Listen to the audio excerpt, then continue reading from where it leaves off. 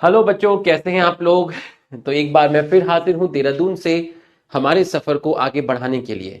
बच्चों, class start होने से पहले मस्त होके बैठना, चौड़े होके बैठना, स्ट्रेस फ्री होके बैठना, क्योंकि एक बार फिर तुम्हारे भाई की क्लास है। तो बच्चों, कल क्लास नहीं हो पाई एक्चुअली। देहरादून में अचानक से ठंड बढ़ गई और मेरे को ठंडी लग गई थी। तो सुबह की क्लास तो मैंने ले ली थी, लेकिन शाम की क्लास तक मेरे को और ज़्यादा ठंड लग गई थी। तो मुझे बहुत ठंड लग रहा था, कपकपी हो रही थी। तो मैंने ये डिसाइड किया कि मुझे आराम करना चाहिए, इसी में मेरी भलाई है। तो कंबल डाल के मैंने आराम से रेस्ट किया कल पूरा का पूरा। ठीक, और आज मैं अपनी सेवाएं देने के लिए आपके पास हाजिर हूँ। तो इसलिए कल आपकी क्लास नहीं हो पाई थी। तो ये मैंने इनर भी पहना हुआ है अभी। ठीक है। तो लेक्चर नंबर थर्ड जाएगा आज, वो मैं ठीक कर लूंगा, अभी लेक्चर टू लिखा हुआ है। ठीक है। तो लेक्चर थर्ड आपका जाएगा। और आज की क्लास बहुत इंपॉर्टेंट है। आराम से पढ़ेंगे, पूरा 8 बजे तक पढ़ेंगे। और 8 बजे आप लोगों की छुट्टी कर दी जाएगी, है ना। ठीक। और बस ये आपको इन्फॉर्म करना था। चलिए। तो अब, हाँ, take care, take care, thank you, thank you, take care. ठीक है। तो आज मैं आपको 8 से 10 क्वेश्चन होमवर्क भी दूंगा, एनसीईआरटी बूस्टर के। मतलब हमने लास्ट टाइम जो पढ़ा था वो, और आज हम जो आपको पढ़ाएंगे वो। तो उसके ऊपर बेस में आपको 7 से 8 क्वेश्चंस दूंगा एनसीईआरटी बूस्टर के अनसॉल्व, जिसको आप नेक्स्ट क्लास तक सॉल्व करके लाएंगे। ठीक है। थोड़ा धीरे धीरे पढ़ाऊंगा, लेकिन बहुत मजा आएगा। पूरी चीज बेसिक से समझ में आएगी, बहुत इंटरेस्टिंग तरीके से पढ़ाऊंगा, लेकिन थोड़ा धीरे धीरे पढ़ाऊंगा। ठीक है। तो चलिए, एक बार आप हमारा सम्मान बढ़ा दीजिए, एक बार जल्दी से यस सर लिख दीजिए। एक बार जल्दी से यस सर लिख दीजिए। कल अर्जुना यूट्यूब चैनल पे मॉर्फोलॉजी का वो आएगा, समरी लेक्चर आएगा मेरा 1 घंटे का, जिसमें मैं आपको पूरा root stem leaves flower families सब 1 घंटे के अंदर रिवाइज कराऊंगा। तो आप उसको जरूर देखिएगा। बहुत अच्छा डिटेल लेक्चर होगा पूरा का पूरा, है ना। आपको पढ़ाया जाएगा। चलिए, तो हम यहाँ पे चेंज कर देते हैं, लेक्चर 2 की जगह लेक्चर 3 कर देते हैं पहले।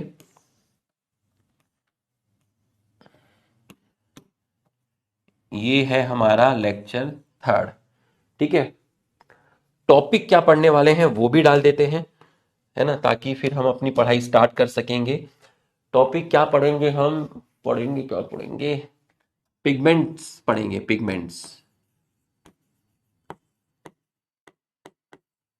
पिगमेंट्स। ठीक है। तो टॉपिक हम आपका जो पढ़ने वाले हैं वो आपका पढ़ने वाले हैं पिगमेंट्स। ठीक है। और इससे पहले अर्जुना का लेक्चर हुआ था फोटो का। एक बार मैं देख लूं मैंने क्या लास्ट स्लाइड क्या पढ़ाई थी। ठीक है। लास्ट स्लाइड हमने कहाँ खत्म की थी आपकी। ठीक है, ये आपको पढ़ा दिया था। How many type of pigment में ये आपको बोला था। इन सवालों के जवाब तुम्हें सब मिल जाएंगे आज।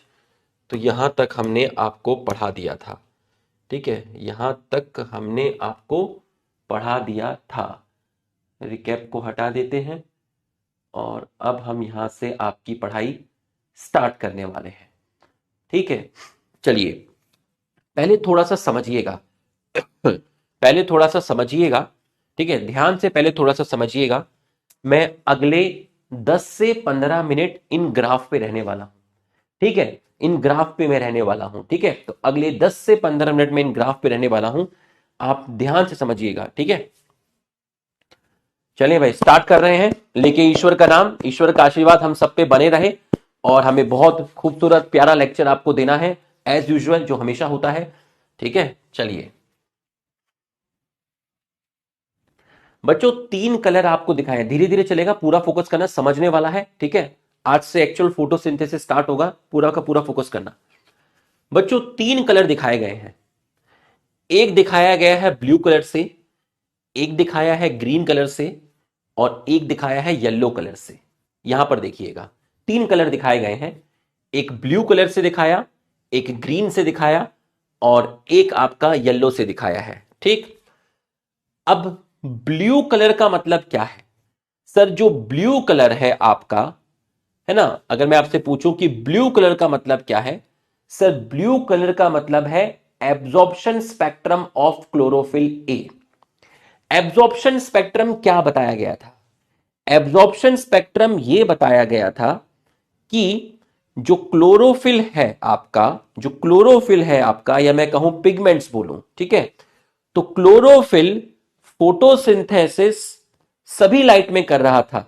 उसमें वायलेट भी थी, इंडिगो भी थी, ब्लू भी थी, ग्रीन भी थी, येलो भी थी, ऑरेंज भी थी और रेड भी थी। लेकिन क्लोरोफिल ए किस लाइट को सबसे ज्यादा एब्जॉर्ब करना पसंद करता है? तो सर ने दो रीजन बताए थे, एक था ब्लू और एक था रेड। तो ब्लू और रेड रीजन की लाइट क्लोरोफिल ए सबसे ज्यादा एब्जॉर्ब करना पसंद करेगा, जिसको आपने एब्जॉर्प्शन स्पेक्ट्रम बोला था। एब्जॉर्प्शन स्पेक्ट्रम क्या है?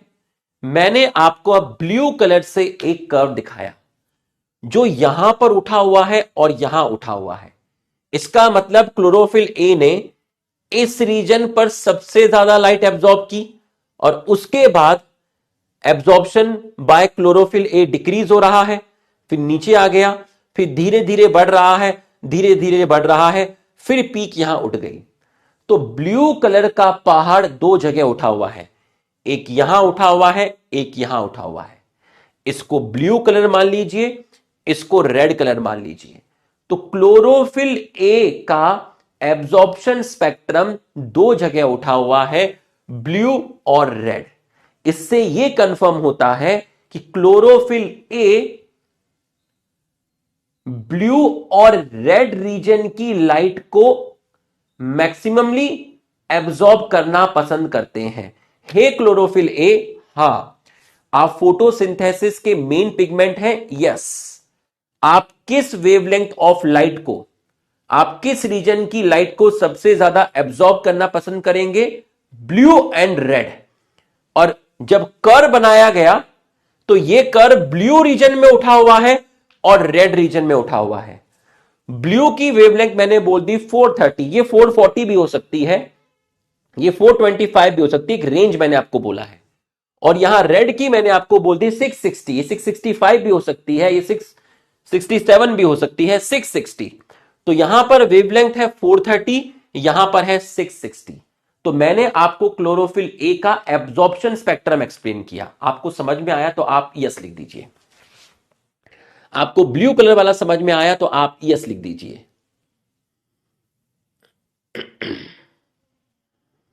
अब आप ग्रीन कलर का देखिए।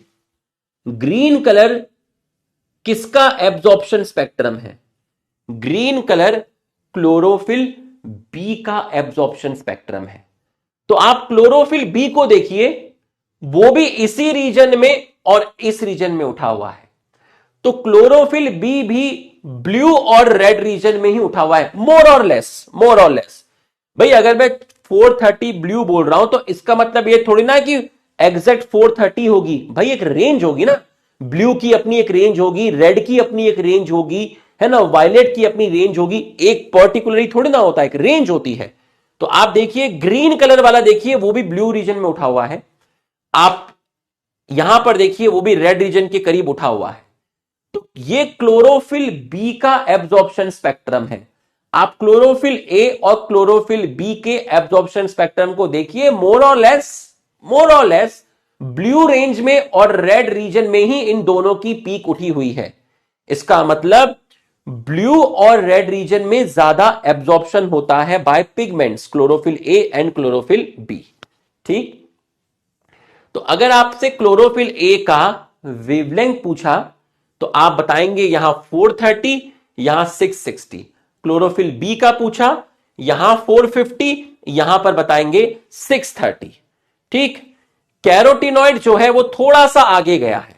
ठीक है, आप देखिए अगर यहां क्लोरोफिल ए का 430 है तो सर ने जो पीक उठाई है वो थोड़ी आगे उठाई है। तो अगर ये 430 है तो ये आपका 450 हो गया। और अगर ये 660 है ब्लू वाला, तो ग्रीन वाला इससे थोड़ा सा पहले है, तो ये 630 हो गया।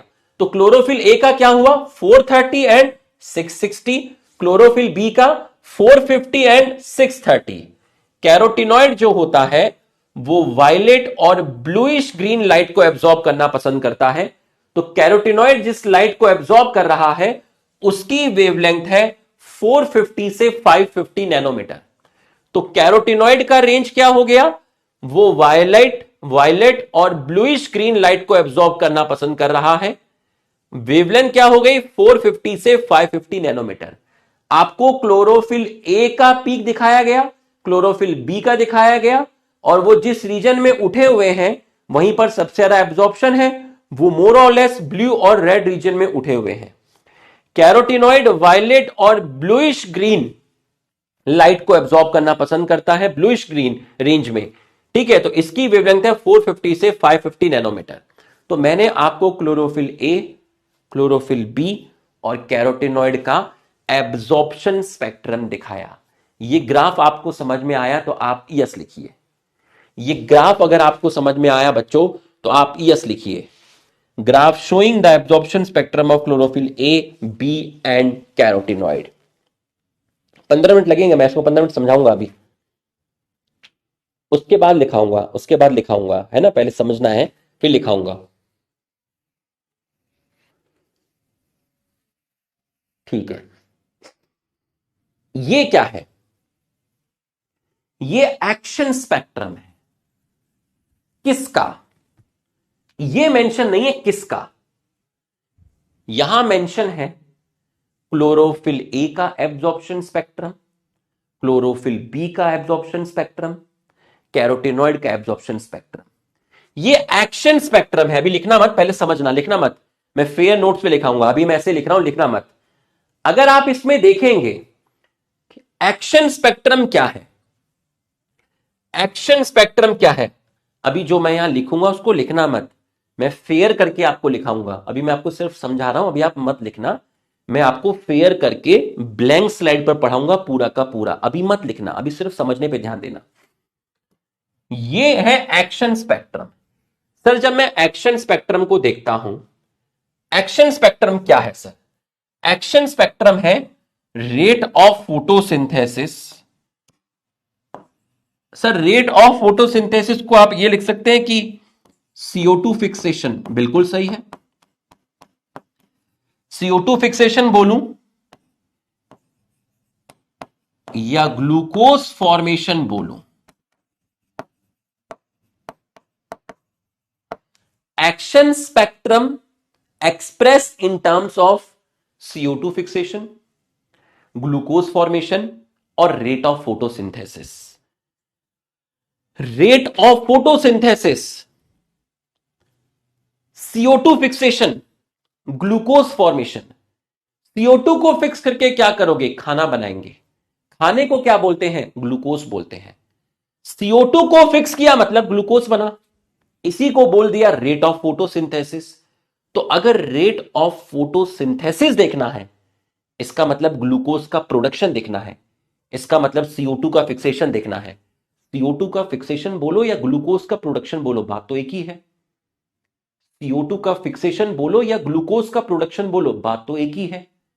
CO2 का फिक्सेशन बोलो या ग्लूकोज का प्रोडक्शन बोलो या फोटोसिंथेसिस बोलो, बात एक ही है। रेट ऑफ फोटोसिंथेसिस देखना है, CO2 का फिक्सेशन देखना है, ग्लूकोज का फॉर्मेशन देखना है। मतलब 3 सवाल हैं, तीनों एक ही हैं और जवाब एक ही है, एक्शन स्पेक्ट्रम। तो तुझे यहां पर क्या दिखाया जा रहा है? तुझे यहां एब्जॉर्प्शन स्पेक्ट्रम नहीं दिखाया जा रहा, तुझे यह बताया जा रहा है कि CO2 का फिक्सेशन इस रीजन में ज्यादा है, उसके बाद धीरे धीरे CO2 का फिक्सेशन कम हुआ, फिर धीरे धीरे बढ़ा, धीरे धीरे बढ़ा, धीरे धीरे बढ़ा, धीरे धीरे बढ़ा और यहां बढ़ा। तो इस रीजन में ग्लूकोज का फॉर्मेशन ज्यादा है, इस रीजन में CO2 का फिक्सेशन ज्यादा है, इस रीजन में आपका रेट ऑफ फोटोसिंथेसिस ज्यादा है। तो इस ग्राफ में देखिए ये ग्राफ दो जगह पर उठा हुआ है। तो ये जिस जगह पर उठा हुआ है, इस जगह पर उठा हुआ है, इस जगह पर उठा हुआ है। तो जिस जगह पर इसने मतलब क्लोरोफिल ए ब्लू और रेड रीजन की लाइट को एब्जॉर्ब करना पसंद करता है, जिस रीजन में सबसे ज्यादा एब्जॉर्प्शन हुआ, जिस रीजन में सबसे ज्यादा एब्जॉर्प्शन हुआ, उसी रीजन में सबसे ज्यादा CO2 का फिक्सेशन हुआ, उसी रीजन में सबसे ज्यादा फोटोसिंथेसिस हुआ।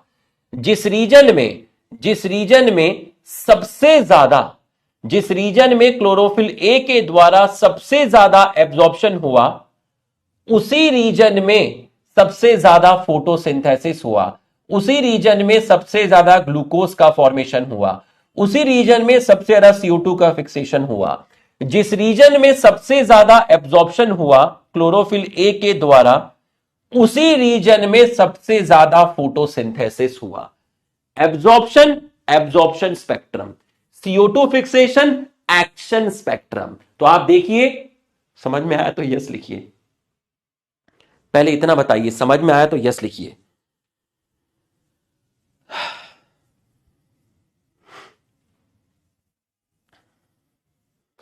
समझ में आया तो यस लिखिए।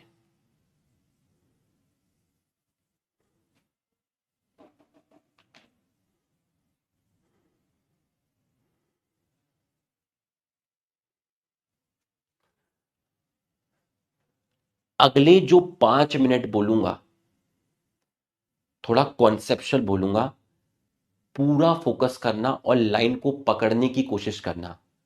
फिर नोट्स लिखेंगे प्रॉपर तरीके से।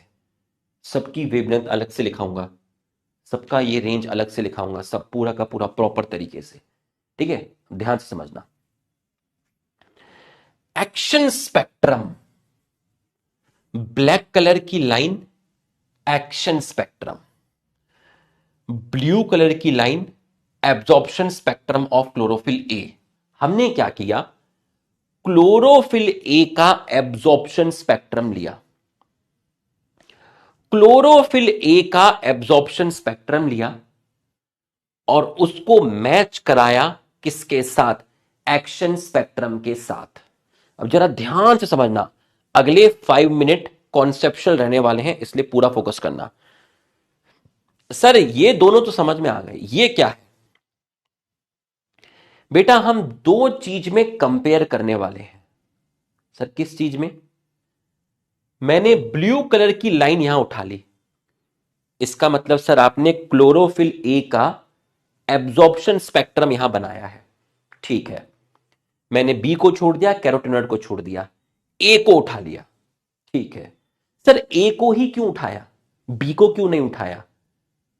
ए ऐसा कहा जाता है, रीजन तो बताया नहीं अभी तक, कि ए मेन पिगमेंट होता है, प्लांट में सबसे ज्यादा पाया जाता है और सभी प्लांट में मिलता है। ब्लू चाहे रेड एल्गी हो, ग्रीन हो, ब्राउन हो, सब में क्लोरोफिल ए तो मिलेगा ही मिलेगा। क्लोरोफिल ए यूनिवर्सल पिगमेंट है, मोस्ट एबंडेंट पिगमेंट है, सबसे ज्यादा पाया जाता है, मेन पिगमेंट है। मेन क्यों है उसका कारण नहीं बताया, बता देंगे आज, बता देंगे ना। बताते ना। आली रे आली। तो अच्छा, हाँ, तो इसलिए आपने मेन पिगमेंट का एब्जॉर्प्शन स्पेक्ट्रम उठाया, यस। और ब्लैक कलर से क्या है, ब्लैक कलर से एक्शन स्पेक्ट्रम है। तो इस रीजन में सबसे ज्यादा एब्जॉर्प्शन है बाय क्लोरोफिल ए, इसी रीजन में एक्शन भी है। यहां पर एब्जॉर्प्शन पीक है क्लोरोफिल ए की रेड रीजन में, और यहीं पर एक्शन भी है। इसका मतलब इस रीजन में क्लोरोफिल ए का एब्जॉर्प्शन स्पेक्ट्रम और एक्शन स्पेक्ट्रम यहां ओवरलैप हो रहा है और यहां ओवरलैप हो रहा है। बट सर यहां पूरा ओवरलैप नहीं हो रहा। ये देखो, ये यहां धड़ाम से गिरा हुआ है, और ये देखो, ये यहां पर देखो, इस रीजन में ये पूरा ओवरलैप नहीं हो रहा।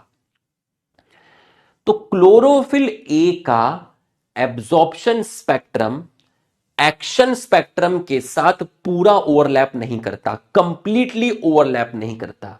एनसीईआरटी ने हमसे पूछा है क्यों नहीं करता। अगर क्लोरोफिल ए मेन पिगमेंट है तो आपने क्लोरोफिल ए का एब्जॉर्प्शन स्पेक्ट्रम लिया और उसको एक्शन स्पेक्ट्रम के ग्राफ के साथ मैच कराया, तो इस जगह पर ओवरलैपिंग है, इस जगह पर ओवरलैपिंग है, बट पूरी की पूरी ओवरलैपिंग नहीं है। अब इसका आंसर तुम्हें समझना है, पूरा फोकस करना। एक्शन स्पेक्ट्रम क्या है? एक्शन स्पेक्ट्रम क्या है? यह है क्लोरोप्लास्ट। क्लोरोप्लास्ट में क्या रहा होगा? क्लोरोप्लास्ट में क्लोरोफिल ए भी रहा होगा, क्लोरोफिल बी भी रहा होगा और कैरोटिनॉइड भी रहा होगा। ठीक, इस क्लोरोप्लास्ट के अंदर, इस क्लोरोप्लास्ट के अंदर कितना CO2 का फिक्सेशन हुआ, या मैं कहूं कितना ग्लूकोज का फॉर्मेशन हुआ, या मैं कहूं rate of photosynthesis. Rate of photosynthesis लिखना मत, अभी लिखना मत, उसको हम बोलेंगे एक्शन स्पेक्ट्रम। तुम्हें जो चीज मैं बोलूंगा वो पहली बारी में समझ नहीं आएगी, लेकिन 3 से 4 मिनट के अंदर मैं जब उस चीज को बार बार रिपीट करूंगा तो तुम्हें समझ में आएगी। ध्यान से सुनना, बहुत ध्यान से सुनना। ठीक, एक्शन स्पेक्ट्रम क्या है? एक्शन स्पेक्ट्रम है कितना ज्यादा CO2 का फिक्सेशन हुआ। CO2 का फिक्सेशन कितना हुआ, ग्लूकोज का फॉर्मेशन एक्शन स्पेक्ट्रम, CO2 का fixation action spectrum, rate of photosynthesis action spectrum.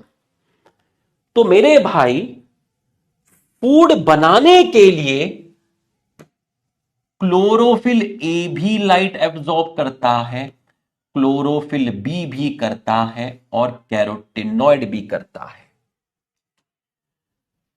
तुमने एब्जॉर्प्शन स्पेक्ट्रम सिर्फ क्लोरोफिल ए का दिखाया, एक्शन स्पेक्ट्रम क्लोरोफिल ए का नहीं है। ये जो एक्शन स्पेक्ट्रम है, यहां कोई मेंशन थोड़ा ना ये एक्शन स्पेक्ट्रम क्लोरोफिल ए का है, नहीं, ये कंफर्म है कि एब्जॉर्प्शन स्पेक्ट्रम क्लोरोफिल ए का है। एक्शन स्पेक्ट्रम में कोई स्पेसिफिक पिगमेंट नहीं है। एक्शन स्पेक्ट्रम का मतलब है फूड की सिंथेसिस, ग्लूकोज का फॉर्मेशन, CO2 का फिक्सेशन। तो एक्शन स्पेक्ट्रम खाना बनाने के लिए, CO2 फिक्सेशन करने के लिए, ग्लूकोज का फॉर्मेशन है एक्शन स्पेक्ट्रम। तो ये पूरा का पूरा ओवरलैप क्यों नहीं करा, पूरा का पूरा ओवरलैप क्यों नहीं करा, क्यों नहीं करा, ध्यान से सुनना। क्योंकि मैं ये मानता हूं कि मेन पिगमेंट क्लोरोफिल ए होता है जो लाइट एब्जॉर्ब करता है, लेकिन क्लोरोफिल ए के अलावा और भी पिगमेंट होते हैं, जैसे क्लोरोफिल बी और कैरोटिनॉइड, वो भी लाइट को एब्जॉर्ब करते हैं। फोटोसिंथेसिस में उनका भी रोल होता है। आपने जो एब्जॉर्प्शन स्पेक्ट्रम दिखाया वो सिर्फ क्लोरोफिल ए का दिखाया। आपका जो एक्शन स्पेक्ट्रम आया है उसमें क्लोरोफिल ए के अलावा क्लोरोफिल बी और कैरोटिनॉइड का भी इन्वॉल्वमेंट है। आपने जो एक्शन स्पेक्ट्रम दिखाया है, यहां इस रीजन में सबसे ज्यादा फूड बना, इस रीजन में सबसे ज्यादा फूड बना, इस रीजन में सबसे ज्यादा फूड बनाने के लिए जो लाइट एब्जॉर्ब की गई है वो लाइट क्लोरोफिल ए के द्वारा तो एब्जॉर्ब की ही है, बट इसके अलावा क्लोरोफिल बी भी लाइट एब्जॉर्ब करता है, कैरोटिनॉइड भी लाइट एब्जॉर्ब करता है। मतलब CO2 फिक्सेशन में, फोटोसिंथेसिस करने में, ग्लूकोज बनाने में आपका क्लोरोफिल बी और कैरोटिनॉइड का भी रोल होता है। फिर से समझना, पूरा का पूरा ओवरलैप क्यों नहीं करा भाई? ब्लू कलर एब्जॉर्प्शन स्पेक्ट्रम सिर्फ क्लोरोफिल ए का है, लेकिन ब्लैक कलर जो तुम्हें दिख रहा है एक्शन स्पेक्ट्रम, खाना बनाने वाली लाइन क्लोरोफिल ए के एब्जॉर्प्शन स्पेक्ट्रम के साथ कंप्लीटली मैच क्यों नहीं करी? इसलिए नहीं करी क्योंकि तुमने सिर्फ क्लोरोफिल ए के एब्जॉर्प्शन स्पेक्ट्रम दिखाया। लाइट को क्लोरोफिल ए के अलावा क्लोरोफिल बी भी एब्जॉर्ब करता है, कैरोटिनॉइड भी एब्जॉर्ब करता है। अगर कैरोटिनॉइड और क्लोरोफिल बी लाइट एब्जॉर्ब नहीं करते, सिर्फ क्लोरोफिल ए की वजह से ही खाना बनता, सिर्फ क्लोरोफिल ए इकलौता पिगमेंट वही सिर्फ लाइट एब्जॉर्ब करता। अगर क्लोरोफिल बी लाइट एब्जॉर्ब नहीं करता, कैरोटिनॉइड लाइट एब्जॉर्ब नहीं करता, सिर्फ क्लोरोफिल ए ही करता, सारी लाइट सिर्फ क्लोरोफिल ए ही करता, सारी लाइट सिर्फ क्लोरोफिल ए ही करता, तो ये दोनों के दोनों कर्व कंप्लीटली मैच करते। ये दोनों के दोनों कर्व कंप्लीटली मैच करते। ये दोनों के दोनों कर्व कंप्लीटली मैच क्यों नहीं किए? क्योंकि लाइट सिर्फ क्लोरोफिल ए एब्जॉर्ब नहीं करता, लाइट कैरोटिनॉइड भी एब्जॉर्ब करते हैं, लाइट क्लोरोफिल बी भी एब्जॉर्ब करता है, लाइट क्लोरोफिल बी भी एब्जॉर्ब करता है। मतलब खाना बनाने में, ग्लूकोज के फॉर्मेशन में, CO2 फिक्सेशन में क्लोरोफिल ए का तो मेन रोल है, लेकिन इसके अलावा क्लोरोफिल बी और कैरोटिनॉइड का भी रोल है, कम है पर है। समझ में आया? जब तक मैं सेटिस्फाई नहीं होता, मुझे लगता है कि पहले मैं अपने आप को सेटिस्फाई करूं। आप लोग लिख रहे थे गॉट इट समझ में आ गया, क्लियर है, लेकिन मेरे अंदर से आवाज नहीं आ रही थी, मेरे अंदर से आवाज नहीं आ रही थी। अब मेरे अंदर से थोड़ी थोड़ी आवाज आई है, लेकिन अभी मैं एक बार और बोलूंगा। थोड़ी तबीयत खराब है, एनर्जी कम रहेगी, एक बार और बोलने दो, फिर मैं फुल सेटिस्फाई हो जाऊंगा। ग्राफ का मामला थोड़ा समझाना पड़ता है, समझ है ना। आली रे आली, इधर देखना। देख सर, ये दोनों लाइन कंप्लीटली मैच क्यों नहीं की?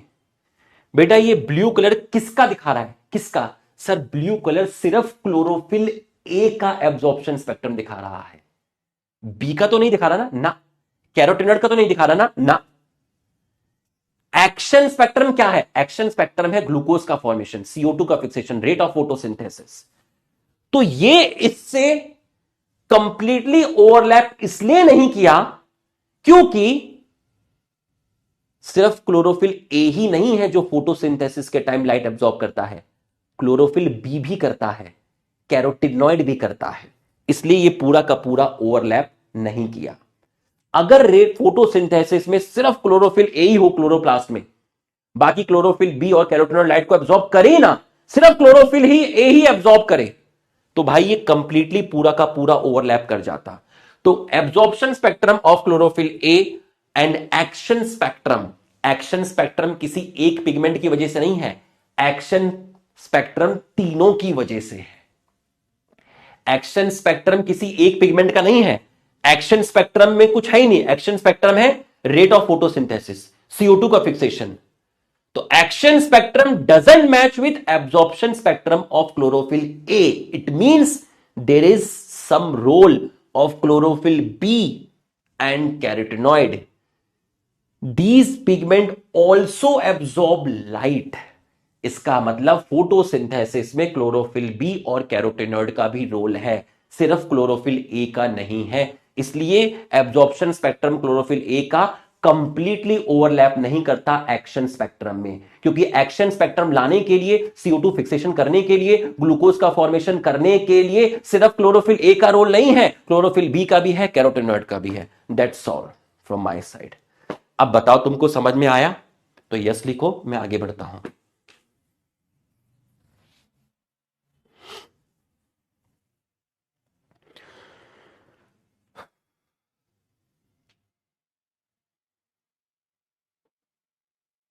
हाँ, इसने सही लिखा।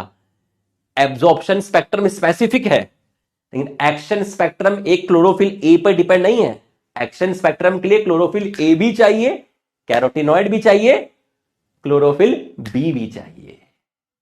ठीक है, तुम्हें आ गया समझ में?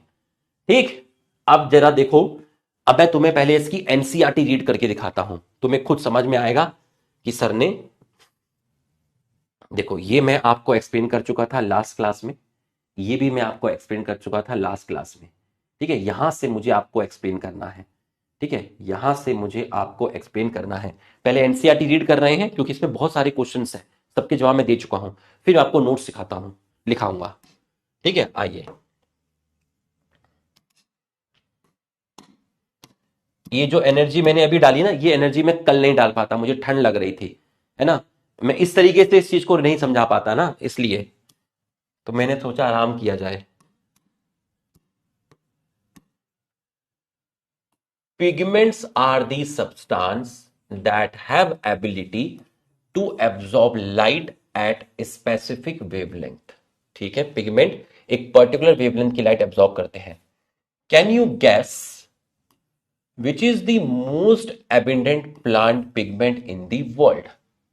Can you guess which is the most abundant plant pigment? Chlorophyll A. Let us study the graph showing the ability of chlorophyll A pigment to absorb light of different wavelength। 11.3 A हमने देखा, chlorophyll A pigment का हमने देखा। क्या देखा chlorophyll A pigment का? हमने absorption spectrum देखा।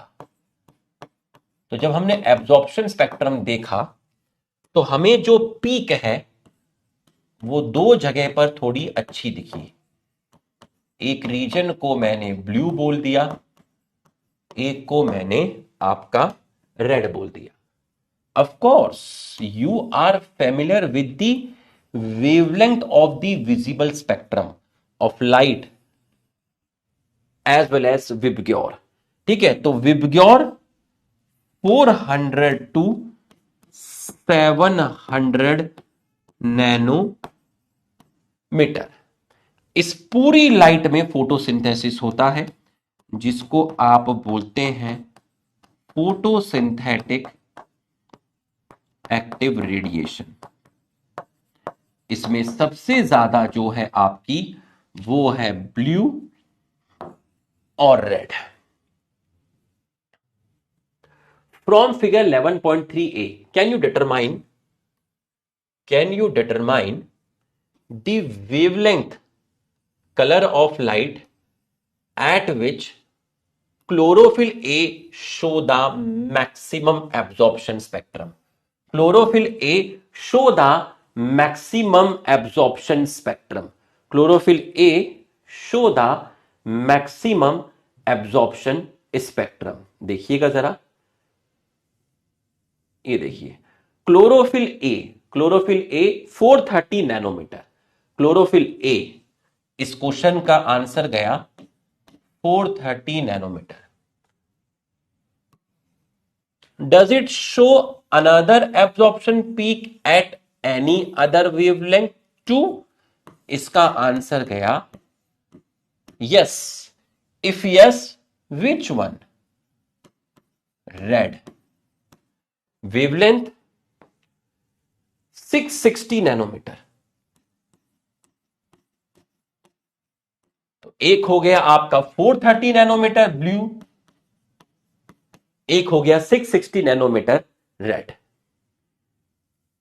बच्चों यहां तक समझ में आया तो आप यस लिखिए, यहां तक आपको समझ में आया तो आप यस लिखिए। अभी लिखाऊंगा मैं नोट्स में, थोड़ा सा एक साथ कॉन्सेप्ट है थोड़ा सा, है ना, इस सवाल के जवाब दे दूं मैं सारे के सारे, फिर एक प्रॉपर तरीके से लिखेंगे। अभी सिर्फ समझने पे फोकस करना, जब नोट्स बनाएंगे तो नोट्स पे फोकस करिएगा। यहां तक की एनसीईआरटी आपको समझ में आई तो आप यस लिखिए।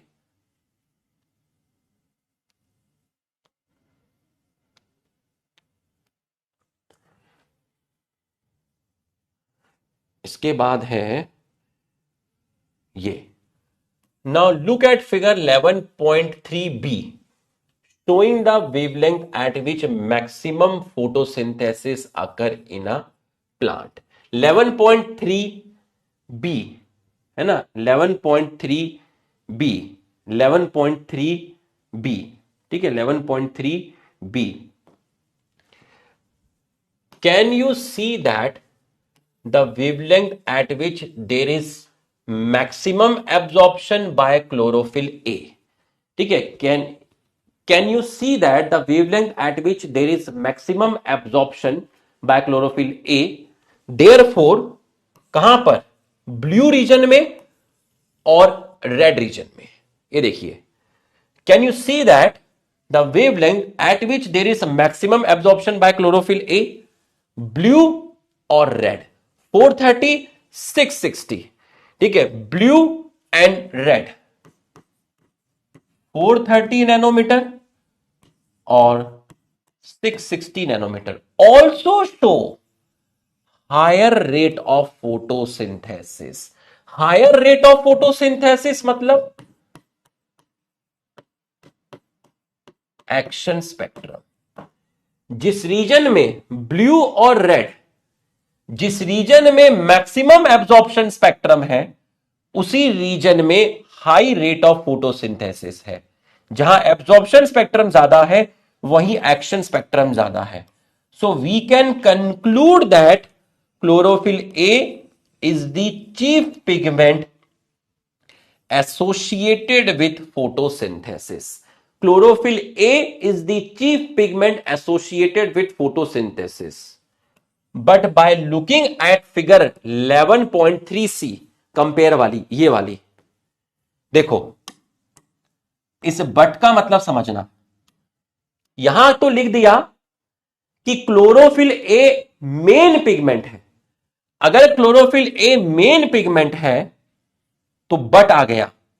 But by looking at figure 11.3c, can you say that there is a complete 1-to-1 overlapping between the absorption spectrum of chlorophyll A and action spectrum of photosynthesis? No. अगर chlorophyll A main pigment है जो blue और red region की light absorb करता है, और blue और red reason में ही सबसे ज्यादा एक्शन स्पेक्ट्रम है, तो क्या एब्जॉर्प्शन स्पेक्ट्रम ऑफ क्लोरोफिल ए और एक्शन स्पेक्ट्रम कंप्लीटली मैच करता है? नहीं, नहीं करता, नहीं करता, नहीं करता। Region, light also absorb by chlorophyll B and carotenoid other than chlorophyll A.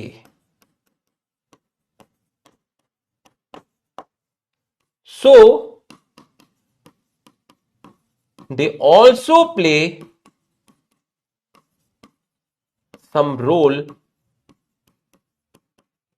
in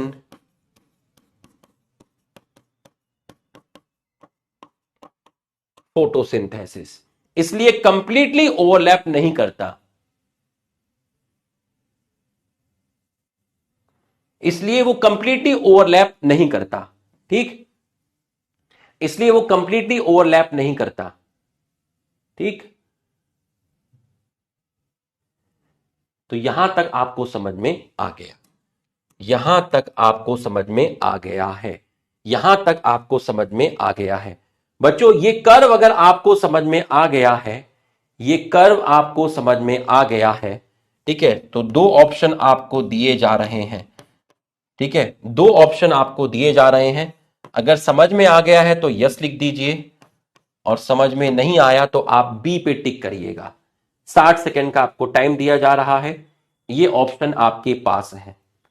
आपको समझ में आ गया है तो आप ए लगा दीजिए, आपको समझ में नहीं आया है तो आप नो कर दीजिए, बी पे टिक कर दीजिए। जल्दी से पोल में पार्टिसिपेट करिए। ये कर्व अगर आपको समझ में आ गया है, जितना सर ने अभी पढ़ाया समझ में आया है, तो आप ए आंसर लगाइए, यस। समझ में नहीं आया है तो आप बी आंसर लगाइए, नो।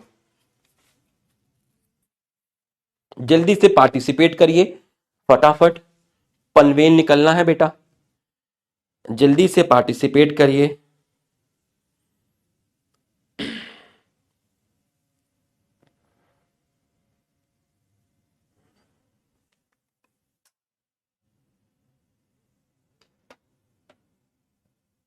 वोट टाइप, ये भी होता है क्या इसमें, वोट टाइप?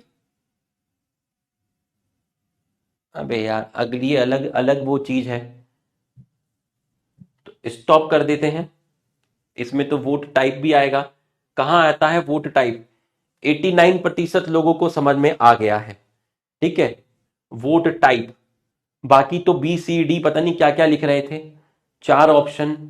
अच्छा, vote type, single choice, multiple choice, integral choice. Vote type 60 second, single choice.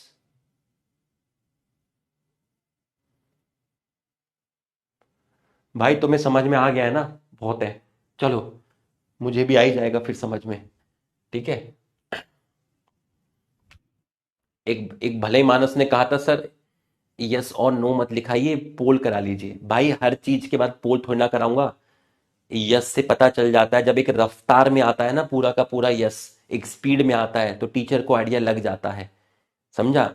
ये कोई क्वेश्चन थोड़ी ना है, ये उस टाइप का कोई न्यूमेरिकल या फोटोसिंथेसिस का कोई नीट का टाइप का क्वेश्चन थोड़ी ना है, एनसीईआरटी बूस्टर का नहीं है।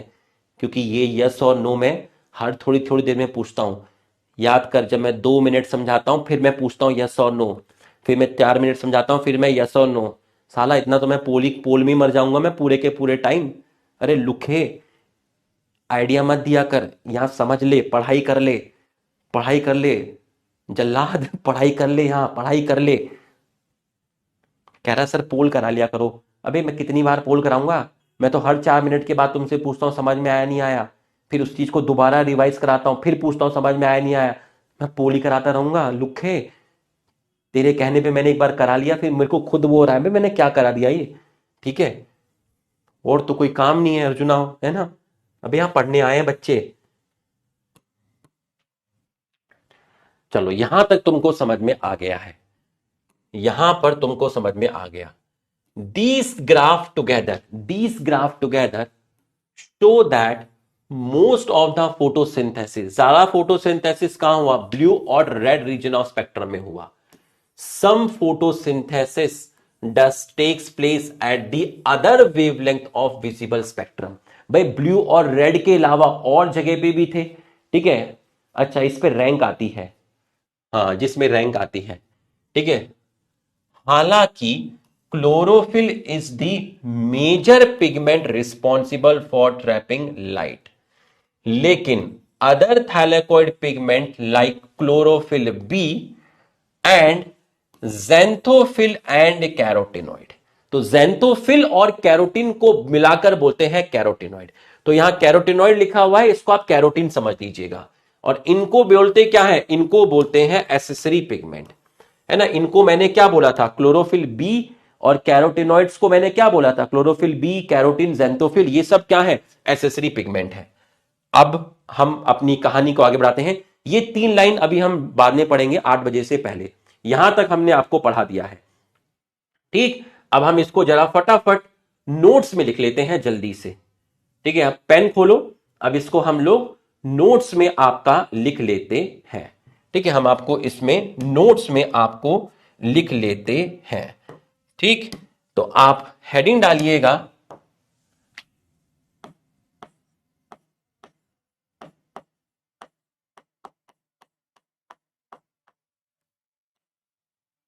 पिगमेंट्स।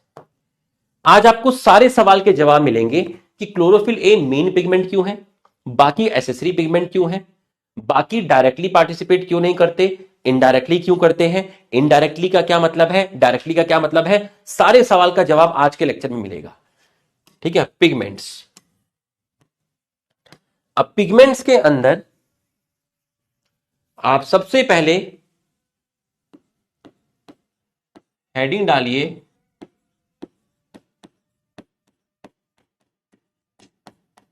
Absorption spectrum. ये आप हेडिंग डालिए एब्जॉर्प्शन स्पेक्ट्रम, एब्जॉर्प्शन स्पेक्ट्रम। इस एब्जॉर्प्शन स्पेक्ट्रम में क्लोरोफिल ए, क्लोरोफिल बी और ये है आपका कैरोटिनॉइड। इनकी वेवलेंथ लिखिए। Chlorophyll A 430, 660, 430 nanometre, 660 nanometre. Chlorophyll B 450, 630, 450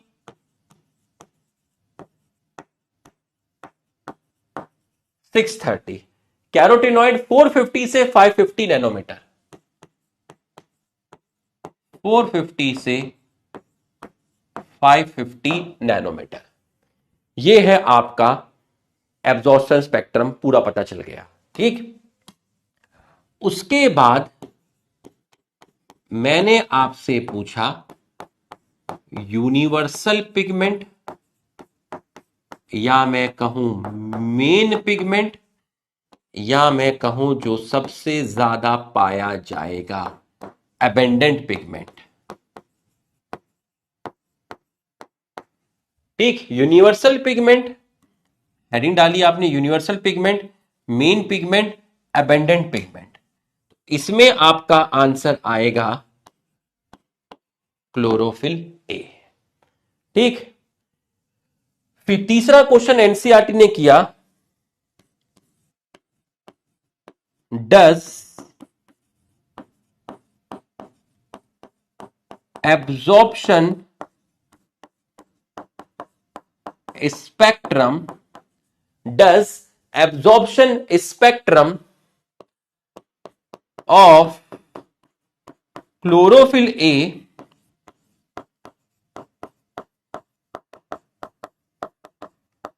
completely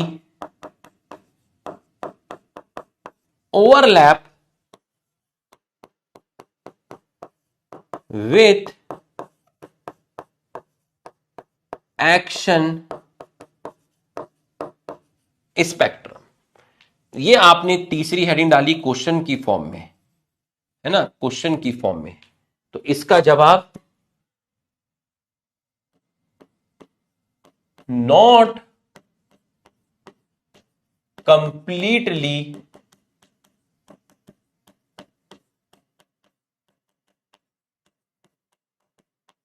overlap, not completely overlap, because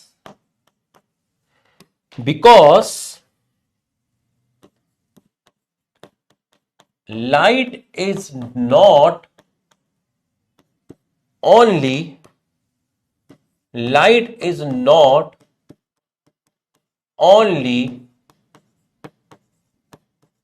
absorbed by chlorophyll A,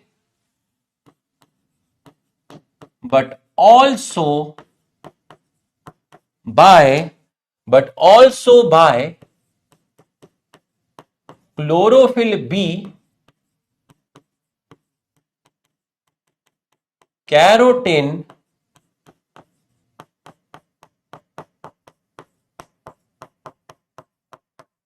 xanthophyll. और इन तीनों को मिलाकर मतलब क्लोरोफिल बी, कैरोटीन और ज़ैंथोफिल, ये किस टाइप के पिगमेंट हैं? ये आपके क्लोरोफिल बी, कैरोटीन और ज़ैंथोफिल, ये आपके किस तरह के पिगमेंट हैं? ये आपके एसेसरी पिगमेंट है, एसेसरी पिगमेंट है। Because light is not only absorb by chlorophyll A but also by chlorophyll B, carotene and xanthophyll. इनको आप एसेसरी पिगमेंट बोलते हैं। And accessory pigment also play role in CO2 fixation, also play role in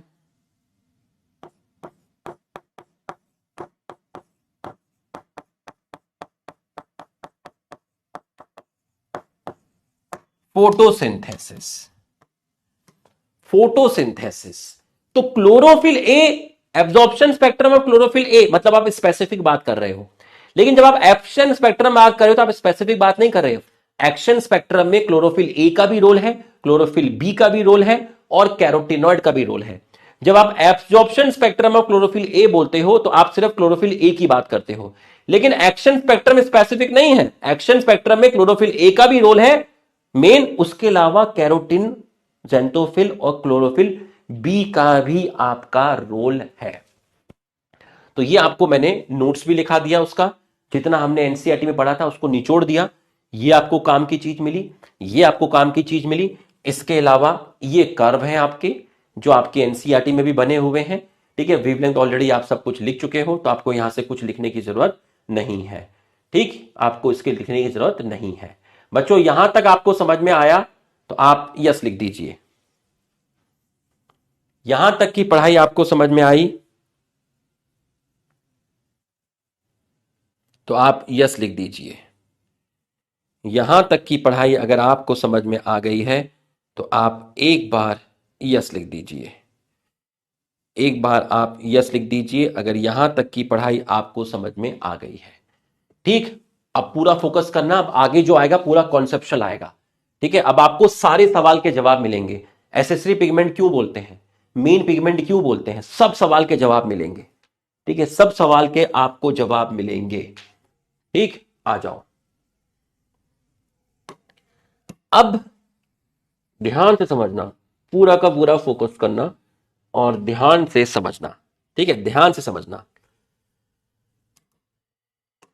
एक चीज होती है, क्या होती है सर, हेडिंग क्या डाले, हेडिंग डाल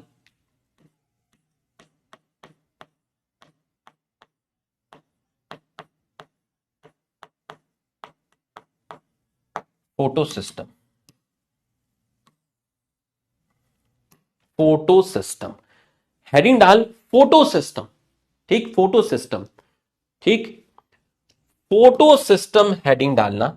ठीक है, फोटो सिस्टम हेडिंग डालना। ठीक है, मंडे और ट्यूसडे को भी मेरी क्लास होगी, है ना। मुझे बोला गया है बैच मैनेजर साहब ने कि मंडे और ट्यूसडे को भी बॉटनी की क्लास लगेगी, आप क्लास लेनी है। तो मंडे ट्यूसडे में मेरी क्लास होगी और उस वीक में थर्सडे फ्राइडे तो मेरी होती है। तो अगले हफ्ते ये चैप्टर खत्म, क्वालिटी के साथ खत्म। करीब 150 प्लस अच्छे क्वेश्चंस का भी डिस्कशन हो जाएगा। तो अगले वीक में आपका ये चैप्टर पूरा का पूरा खत्म हो जाएगा। कल हम रिवीजन विद रुपेश सर का सेशन लेंगे, तो आपका जो अगला एपिसोड है वो आप कर कर आइएगा। ठीक है, कल रिवीजन विद रुपेश सर का सेशन होगा, मैंने आपको पहले बता दिया है। ठीक है, सैटरडे को भी होगा, मंडे को भी होगा और ट्यूसडे को भी हो गया। ठीक है, सैटरडे को होगा, मंडे को होगा, ट्यूसडे को होगा। तो नेक्स्ट वीक में हमारा रेस्पिरेशन खत्म हो गलती से निकल गया भाई, इतना गलती से निकल गया है, हो जाता है, उम्र भी तो हो रही है।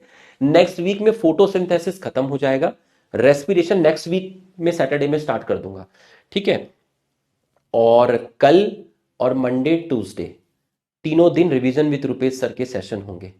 ठीक है, और थर्सडे फ्राइडे में भी होंगे। अब लगातार 5 सेशन होंगे रिवीजन विद रुपेश सर के। तो आप पूरा का पूरा मेंटली अच्छे से प्रिपेयर होके आइएगा। फोटो सिस्टम क्या है, अब जरा ध्यान से समझना। फोटो सिस्टम क्या है, फोटो सिस्टम क्या है, मैं सबसे पहले एक्सप्लेन करूंगा photo system one. Photo system one explain करूंगा। ठीक है, ध्यान से देखिएगा।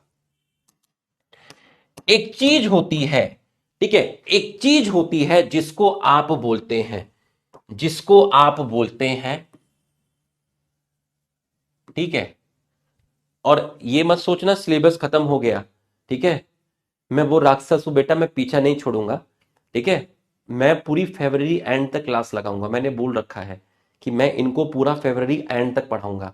बोले जी क्या करोगे आप 8-9 जनवरी के बाद, क्या करोगे जी, मैं इनको पूरा रिवीजन पढ़ाऊंगा, इनको फिर से पढ़ाऊंगा। हाँ फिर से पढ़ाऊंगा, पूरी जनवरी पढ़ेंगे, पूरा फरवरी पढ़ेंगे।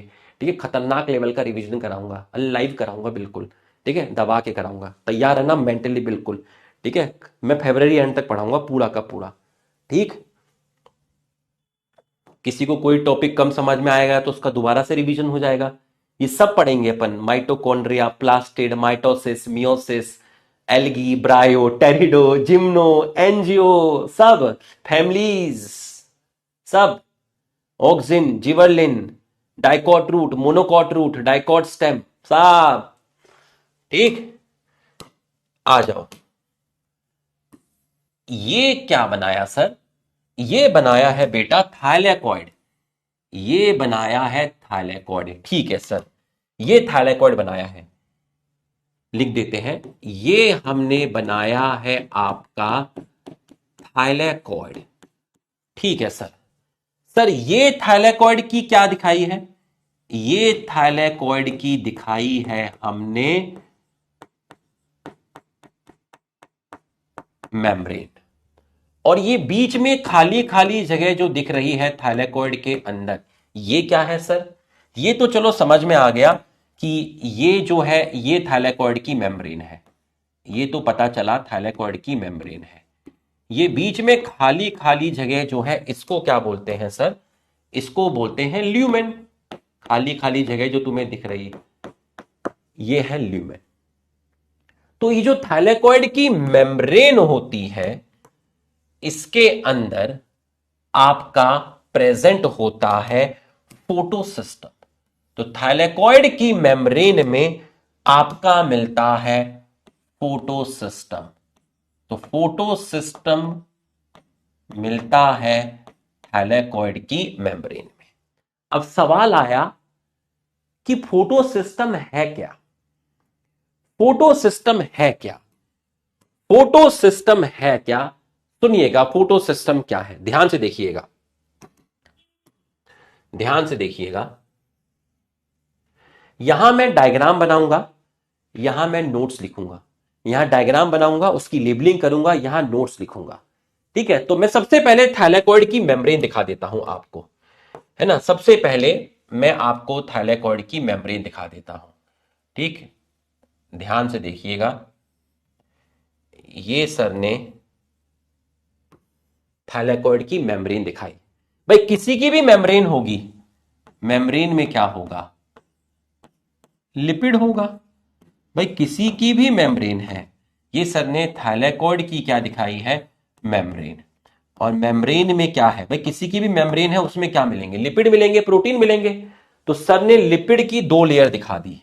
तो ये जो ग्रीन कलर से सर ने दिखाया है ये है आपका लिपिड। ग्रीन कलर से दिखाया है लिपिड। जैसे मैंने सेल मेम्ब्रेन पढ़ाया था, फ्लूइड मॉलिक्यूल मॉडल पढ़ाया था सेल यूनिट ऑफ लाइफ में, तो मेम्ब्रेन दिखाई थी, ऊपर लिपिड की एक लेयर दिखाई थी, नीचे लिपिड की एक लेयर दिखाई थी। ठीक, बोला ठीक है सर। अब जरा ध्यान से समझना, पूरा का पूरा अच्छी तरीके से फोकस करना। ठीक है, अच्छी तरीके से फोकस करना। बोला फोटो सिस्टम क्या है, ध्यान से समझना, एकदम फील आ जाएगा तुम्हें पूरा का पूरा।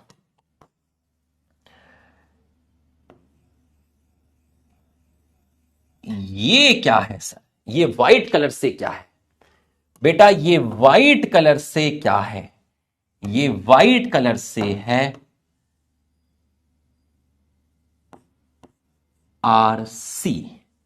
व्हाइट कलर से आरसी। सर आरसी का मतलब क्या है? आरसी का मतलब क्या है?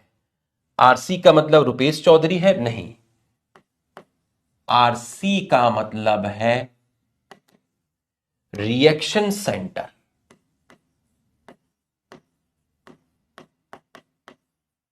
पूरा कॉन्सेप्चुअल है, अच्छे से फोकस करना।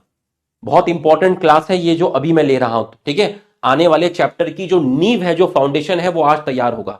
ठीक है, आरसी का मतलब है reaction centre.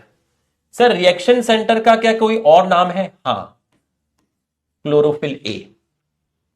Sir reaction centre को ही क्लोरोफिल ए बोलेंगे? हां। क्या रिएक्शन सेंटर क्लोरोफिल बी बोल सकते हैं? ना। कैरोटीन? ना। जेंथोफिल? ना।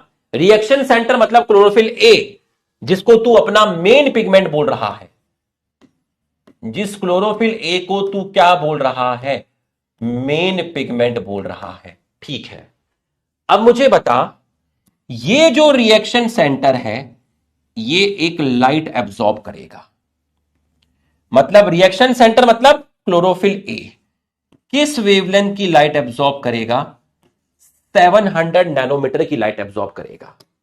700 ही करेगा, यस 700 ही करेगा।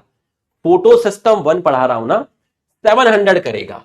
तो यहां रिएक्शन सेंटर जो है, रिएक्शन सेंटर में जो क्लोरोफिल ए है वो एब्जॉर्ब करेगा 700 नैनोमीटर की लाइट। अब आप मेरे को बताइए, E is equal to H C upon lambda. इस लाइट की वेवलेंथ ज्यादा है तो इसकी एनर्जी क्या होगी, लो होगी या हाई होगी? इसकी वेवलेंथ ज्यादा है। आप मुझे बताइए, वेवलेंथ ज्यादा है तो इसकी जो एनर्जी होगी, ये जो लाइट ये जो आ रही है, इसकी जो एनर्जी होगी वो कैसी होगी बताइए। अगर वेवलेंथ आपकी ज्यादा है तो जो एनर्जी होगी वो आपकी कैसी होगी, लो होगी। ठीक है, एक चीज तो ये हो गई, एनर्जी लो होगी। तो ये एनर्जी शायद इतनी सफिशिएंट नहीं है कि रिएक्शन सेंटर मतलब क्लोरोफिल ए। अब आप मुझे बताइएगा, ये क्लोरोफिल ए 700 नैनोमीटर की लाइट एब्सॉर्ब कर रहा है।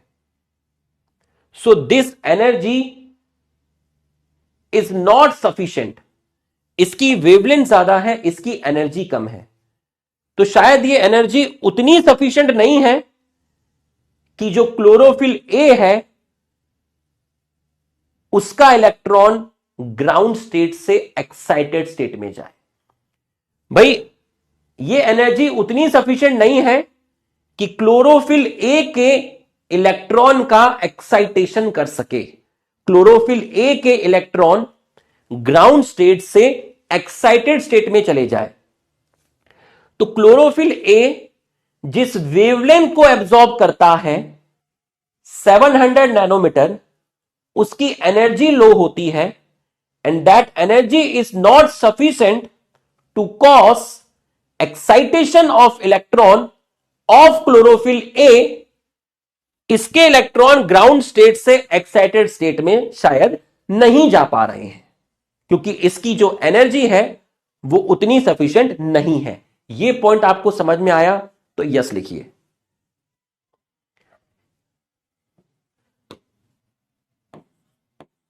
So energy is not sufficient. So energy is not sufficient to cause excitation of electron of chlorophyll A। ठीक है, धीरे धीरे सीन बनेगा। अब ये जो रिएक्शन सेंटर है, ये जो रिएक्शन सेंटर है आपका, ये जो रिएक्शन सेंटर है आपका, इस रिएक्शन सेंटर के सराउंडिंग में, रिएक्शन सेंटर के सराउंडिंग में ध्यान से देखिएगा, ध्यान से देखिएगा, ध्यान से देखिएगा। ये क्या है सर? ये क्लोरोफिल बी है, ये भी क्लोरोफिल बी मान ले। ठीक है, क्लोरोफिल बी मान ले।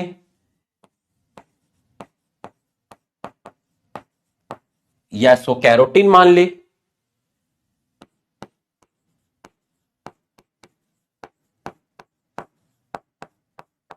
या इसको ज़ेंथोफिल मान ले। ठीक है सर, मान लिया। ये chlorophyll A, chlorophyll B, carotene, ज़ेंथोफिल, ये सब क्या है? ये सब क्या है? ये सब क्या है? क्लोरोफिल बी, कैरोटीन, ज़ेंथोफिल, ये सब क्या है सर? ये सब क्या है बेटा? ये सब के सब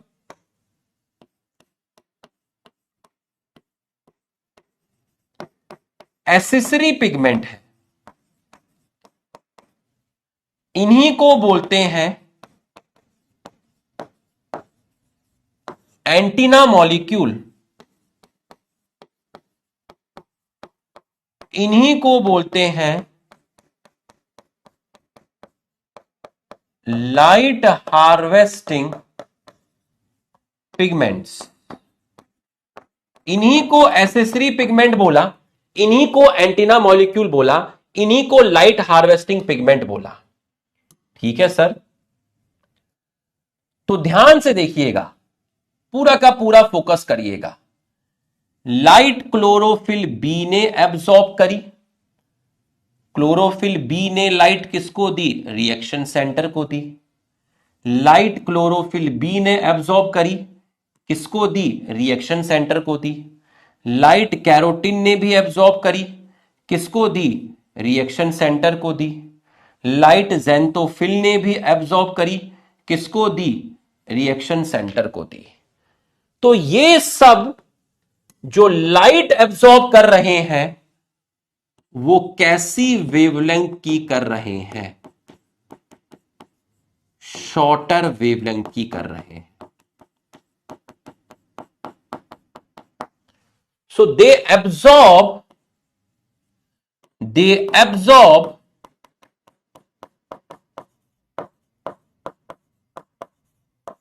shorter wavelength of light।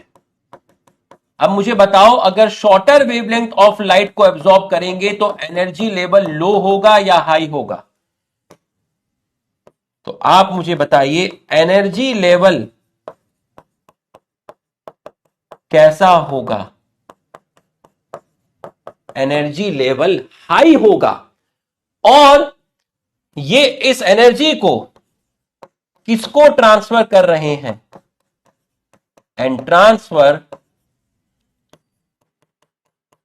Energy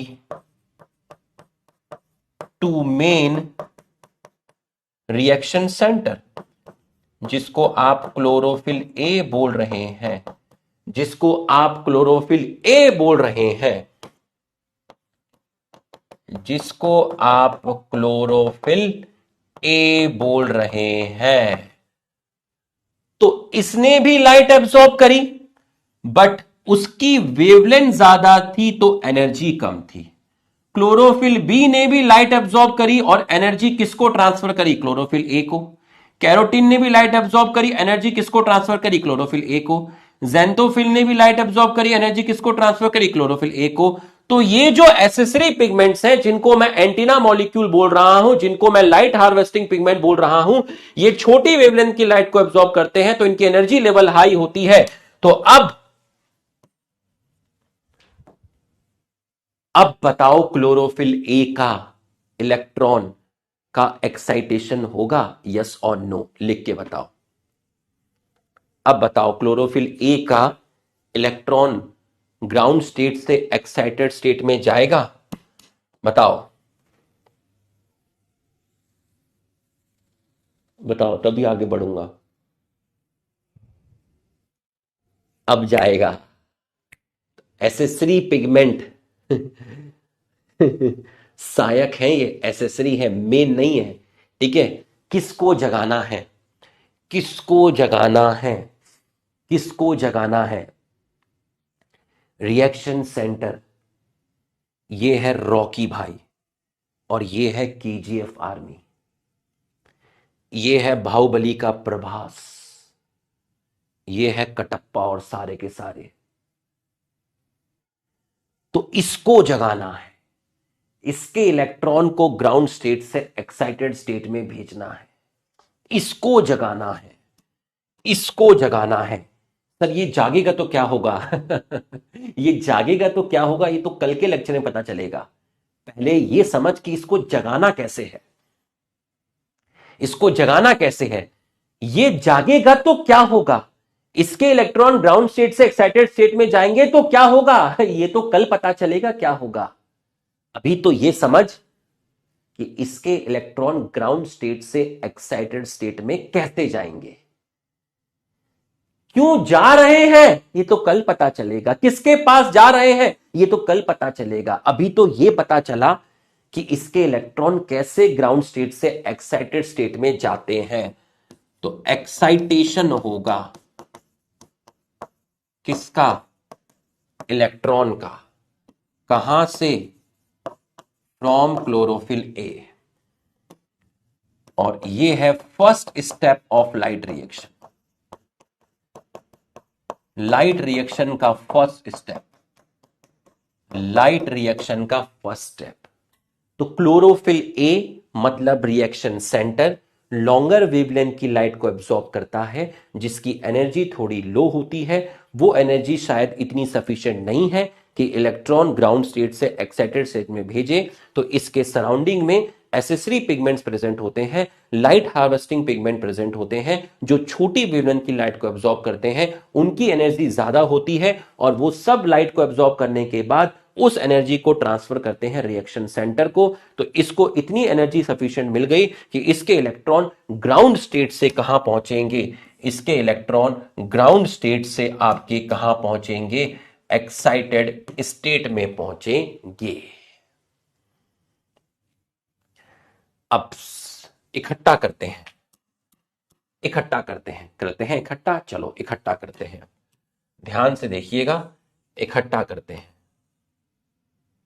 ध्यान से देखिएगा। तो फोटो सिस्टम क्या हुआ, पीएस का मतलब क्या हुआ, पीएस का मतलब क्या हुआ। फोटो सिस्टम 1 के अंदर दो चीजें आती हैं। सर कौन कौन सी दो चीजें आती हैं? एक को बोलते हैं आरसी, आरसी मतलब रिएक्शन सेंटर, मतलब क्लोरोफिल ए कौन सी लाइट एब्जॉर्ब करता है, 700 नैनोमीटर। सर दूसरी क्या आती है? दूसरा आता है लाइट हार्वेस्टिंग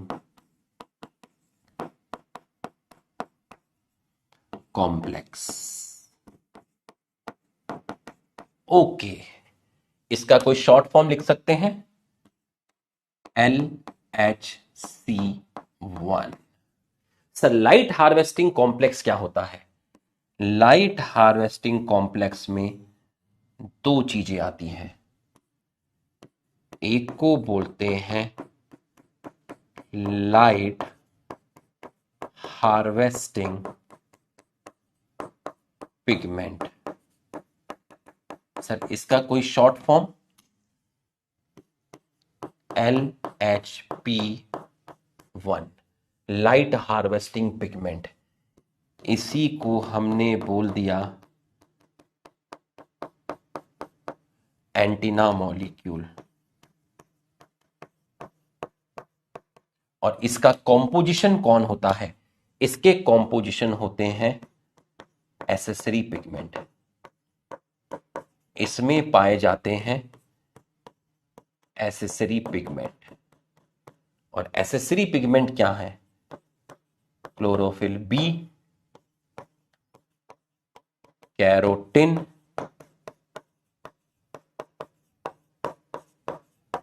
ज़ैंथोफिल।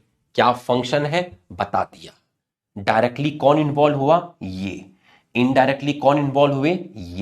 ये इनडायरेक्टली इन्वॉल्व होते हैं, ये इनडायरेक्टली इन्वॉल्व होते हैं, ये डायरेक्टली इन्वॉल्व होता है। इसके इलेक्ट्रॉन ग्राउंड स्टेट से एक्साइटेड स्टेट में जाएंगे। ये एसेसरी पिगमेंट है, सहायक है, एसेसरी है, डायरेक्टली पार्टिसिपेट नहीं करते। ये मेन पिगमेंट है, डायरेक्टली पार्टिसिपेट करता है। और दूसरी चीज आती है आपकी प्रोटीन। तो यहां आपके प्रोटीन भी प्रेजेंट होते हैं, है ना, ये आपके दिखाए गए हैं। यहां आपके प्रोटीन भी पाए जाते हैं, है ना, यहां आपके प्रोटीन भी पाए जाते हैं। ये है। एकदम क्लियर हुआ तो यस लिख दीजिए, एकदम क्लियर हुआ तो यस लिख दीजिए। तो रिएक्शन सेंटर क्या है? ये रहा, बता दिया सब।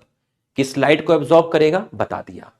लाइट हार्वेस्टिंग कॉम्प्लेक्स में दो चीजें हैं, एक ये है लाइट हार्वेस्टिंग पिगमेंट जिसको एंटेना मॉलिक्यूल बोलते हैं, इसके अंदर एसेसरी पिगमेंट आते हैं, एसेसरी पिगमेंट क्या है बता दिया, और प्रोटीन, इनका रोल क्या है सब का सब आपको बता दिया। कहां मिलेंगे? थैलेकॉइड की मेम्ब्रेन में मिलेंगे। आपको पढ़ाया मैंने PS1, अब PS2 बताऊंगा, फिर इसकी एक बार एनसीईआरटी रीड करूंगा। ठीक, आ जाओ। तो ये कल की क्लास के लिए सीन तैयार किया जा रहा है। कल की क्लास ऐसी होगी जो तुम्हारे दिमाग से निकलेगी नहीं जल्दी, खतरनाक क्लास होगी। एक्चुअल तुम्हें फोटोसिंथेसिस कल पता चलेगा, एक्चुअल में लाइट रिएक्शन क्या है। अलग लेवल की क्लास होगी, खतरनाक लेवल की, भयंकर वाली क्लास होगी। ठीक है, एकदम फील आएगा। ये PS1 है। तो सर PS, अच्छा इसको नोट कर लीजिए, नोट करिए इसको जल्दी से, 1 मिनट का टाइम है, जल्दी से नोट करिए, छोटे भाई बहन से भी नोट कराइए।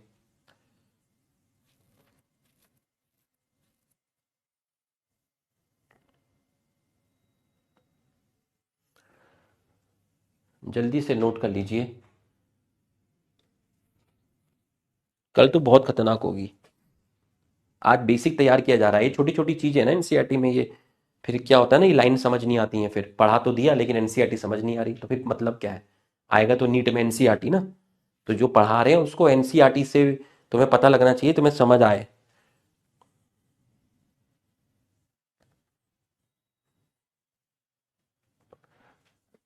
डन। अब है PS2। PS2, सर PS2 क्या है? सब कुछ सेम है। मतलब तू देख, अपने आप देख, तू खुद ही समझ जाएगा। देख अब, रिएक्शन सेंटर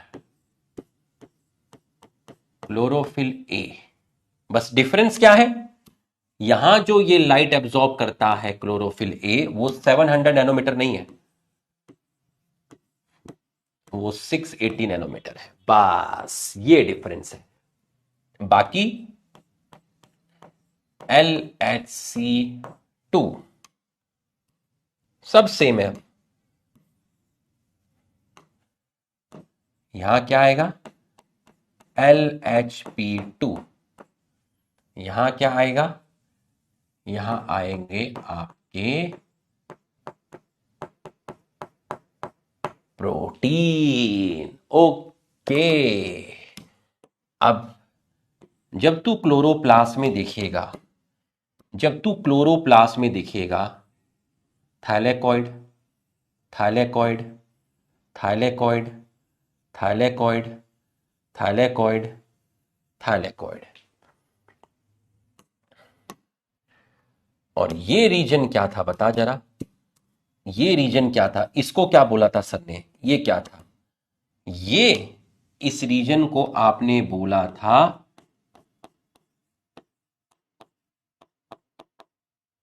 स्ट्रोमल लैमेला। तो बेटा स्ट्रोमल लैमेला में सिर्फ PS1 मिलता है। अच्छा, सिर्फ PS1 मिलता है, हां। इसका मतलब क्या हुआ, इसका मतलब यह हुआ कि इसमें जो रिएक्शन सेंटर होगा वो 680 नैनोमीटर की लाइट एब्जॉर्ब नहीं करेगा। इसका मतलब यह हुआ इसमें जो रिएक्शन सेंटर है वो 700 नैनोमीटर की लाइट एब्जॉर्ब करेगा। तो इसके अंदर जो क्लोरोफिल ए है, जो रिएक्शन सेंटर है, जो स्ट्रोमल लैमेला में है, वो 680 नैनोमीटर की लाइट एब्जॉर्ब नहीं करेगा, वो 700 नैनोमीटर की लाइट एब्जॉर्ब करेगा। ठीक है सर, यहां मिलेगा PS1, और ये जो बीच में आपको रीजन मिल रहा है दबा हुआ, यहां मिलेगा आपका PS2, यहां मिलेगा आपका PS2, यहां आपका मिलेगा PS2, और ये जो सबसे नीचे वाला रीजन है यहां मिलेगा PS1। तो PS1, PS2, PS2, PS1, PS2, PS2, PS1। ठीक है, आप ऐसे समझ लीजिए इसको, ऐसे समझ लीजिए, सुनिए, ऐसे मत समझिए, ऐसे मत समझिए, आप ऐसे समझिए, आप ऐसे मत समझिए, आप ये समझिए कि ये जो ग्रैना है इसमें आपको PS1 भी मिलेगा और PS2 भी मिलेगा। इसका मतलब यहां जो रिएक्शन सेंटर पाए जाएंगे वो दोनों लाइट को एब्जॉर्ब करेंगे, 700 नैनोमीटर वाली को भी करेंगे और 680 नैनोमीटर की भी करेंगे। तो PS1 700 वाली को करेगा, PS2 680 नैनोमीटर वाली लाइट को एब्जॉर्ब करेगा। ठीक, हाँ, थाइलेकॉइड मेम्ब्रेन में यहां दोनों मिलते हैं, PS1 भी मिलते हैं, PS2 भी मिलते हैं। ठीक है, दोनों आपको मिलेंगे, PS1 भी मिलेंगे, PS2 भी मिलेंगे। स्ट्रोमल लैमेला के अंदर सिर्फ आपको कौन सा मिलेगा? PS1 मिलेगा। ठीक है, सिर्फ PS1 मिलेगा। और यहां आपको थाइलेकॉइड की मेम्ब्रेन में दोनों मिलेंगे, PS1 भी मिलेंगे, PS2 भी मिलेंगे। PS1 भी मिलेगा, PS2 भी मिलेगा, और यहां आपको सिर्फ एक ही मिलेगा। तो अगर मैं आपको कहूं PS1 को PS1 क्यों बोलते हैं, PS2 को PS2 क्यों बोलते हैं? अगर मैं आपसे पूछूं PS1 में 1 का मतलब क्या है और 2 का मतलब क्या है? 1 का मतलब क्या है? 1 का मतलब क्या है? ये 1 इसलिए बोलते हैं क्योंकि ये पहले डिस्कवर्ड हुआ।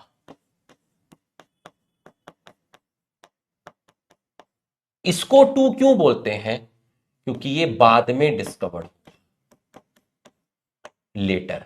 ये पहले डिस्कवर्ड हुआ, ये बाद में डिस्कवर्ड हुआ। फर्स्ट डिस्कवर्ड, ये लेटर डिस्कवर्ड, ये बाद में हुआ। PS1 कहां मिलेगा? PS1 ग्रैना में मिलेगा और स्ट्रोमल लैमेला में मिलेगा। PS2 कहां मिलेगा? सिर्फ ग्रैना में मिलेगा, मतलब थाइलेकॉइड में मिलेगा। ठीक, तो कौन पहले डिस्कवर्ड हुआ ये आपको पता चल गया है। ठीक है, कौन बाद में डिस्कवर्ड हुआ ये आपको पता चल गया है। PS1 में जो रिएक्शन सेंटर है क्लोरोफिल ए, वो 700 नैनोमीटर वाला है, और यहां जो रिएक्शन सेंटर है PS2 में वो 680 नैनोमीटर वाला। ये आपको पढ़ा दिया PS1 और PS2। अब इसकी एनसीईआरटी को रीड करेंगे, जटिल जटिल लाइन है, उसको मैं एक्सप्लेन करूंगा। आप देखिएगा किस तरीके से एक्सप्लेन करूंगा। आपको इतनी पढ़ाई समझ में आई तो नोट करिए और यस लिख दीजिए। अगर आपको इतनी पढ़ाई समझ में आ गई है तो आप यस लिख दीजिए।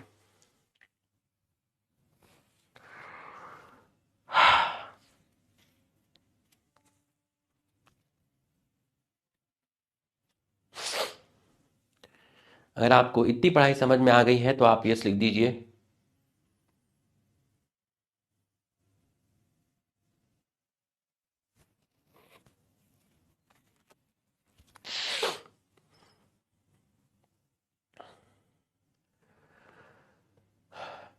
अब जब मैं एनसीईआरटी रीड करूंगा तो मैं एकदम अलग अलग लेवल का फील होगा। और मैं एनसीईआरटी रीड करता हूं, फिर तुम अगर तुम्हारा छूट गया होगा तो तुम दोबारा से लिख लेना। ठीक है, दोबारा से लिख लेना। देखो जरा, आप यहां तक हमने 2-3 लाइन हमारी बची थी। देखो,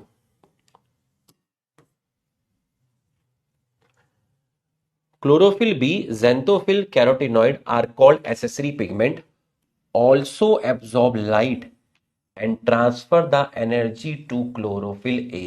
ये लाइन समझाई मैंने तुम्हें। क्लोरोफिल ए मतलब रिएक्शन सेंटर। क्यों दिया सब बता दिया, क्यों दिया सब बता दिया। दे, हाँ यहां तक, they not only enable wide range of wavelength, ये सिर्फ डिफरेंट वेवलेंथ ऑफ लाइट जो कि इनकमिंग लाइट है उसी को एब्जॉर्ब नहीं करते फॉर फोटोसिंथेसिस। यहां तक मैंने आपको बता दिया। दे not only enable a wide range of wavelength, not only but also. छोटी क्लास में पढ़ा था, अलका शुक्ला मैम ने पढ़ाया था बेटा, नॉट ओनली है तो बट ऑल्सो भी आएगा। ये नॉट ओनली बट ऑल्सो, यही नहीं बट ऑल्सो। दे का मतलब accessory pigment. They not only, Alka Shukla ma'am English पढ़ाती थी, मैं 9th क्लास में, हम ग्वालियर में थे तब पढ़ाती थी। अच्छा पढ़ाती थी, बहुत पूरी मेहनत से पढ़ाती थी। मेरे समझ नहीं आती थी लेकिन बाकियों की आती थी, तो अच्छा ही पढ़ाती थी। मेरे समझ नहीं आती थी। They not only enable a wide range of wavelength of incoming light, जो एसेसरी पिगमेंट होते हैं वो डिफरेंट वेवलेंथ ऑफ लाइट को एब्जॉर्ब ही नहीं करते, बल्कि अब बल्कि के बाद क्या है वो भी हमने पढ़ा नहीं, तो उसके लिए वेट करना पड़ेगा। But also protect chlorophyll A from photo oxidation. ठीक है, ये मैं आपको बताऊंगा, कल बताऊंगा। ठीक है, ये मैं आपको बताऊंगा एक्चुअल में क्या होता है। ये जो कैरोटिनॉइड्स होते हैं, तो जब लाइट रिएक्शन होती है तो लाइट रिएक्शन में हीट रिलीज होती है काफी। तो कैरोटिनॉइड जो होते हैं वो एब्जॉर्ब कर लेते हैं एक्सेस हीट को।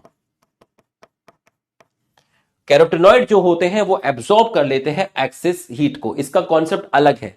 Chlorophyll A ground triplet state होती है, हमें पढ़ना नहीं है वो, फॉल फ्लोरोसेंस फॉस्फोरेंस हमें नहीं पढ़ना है।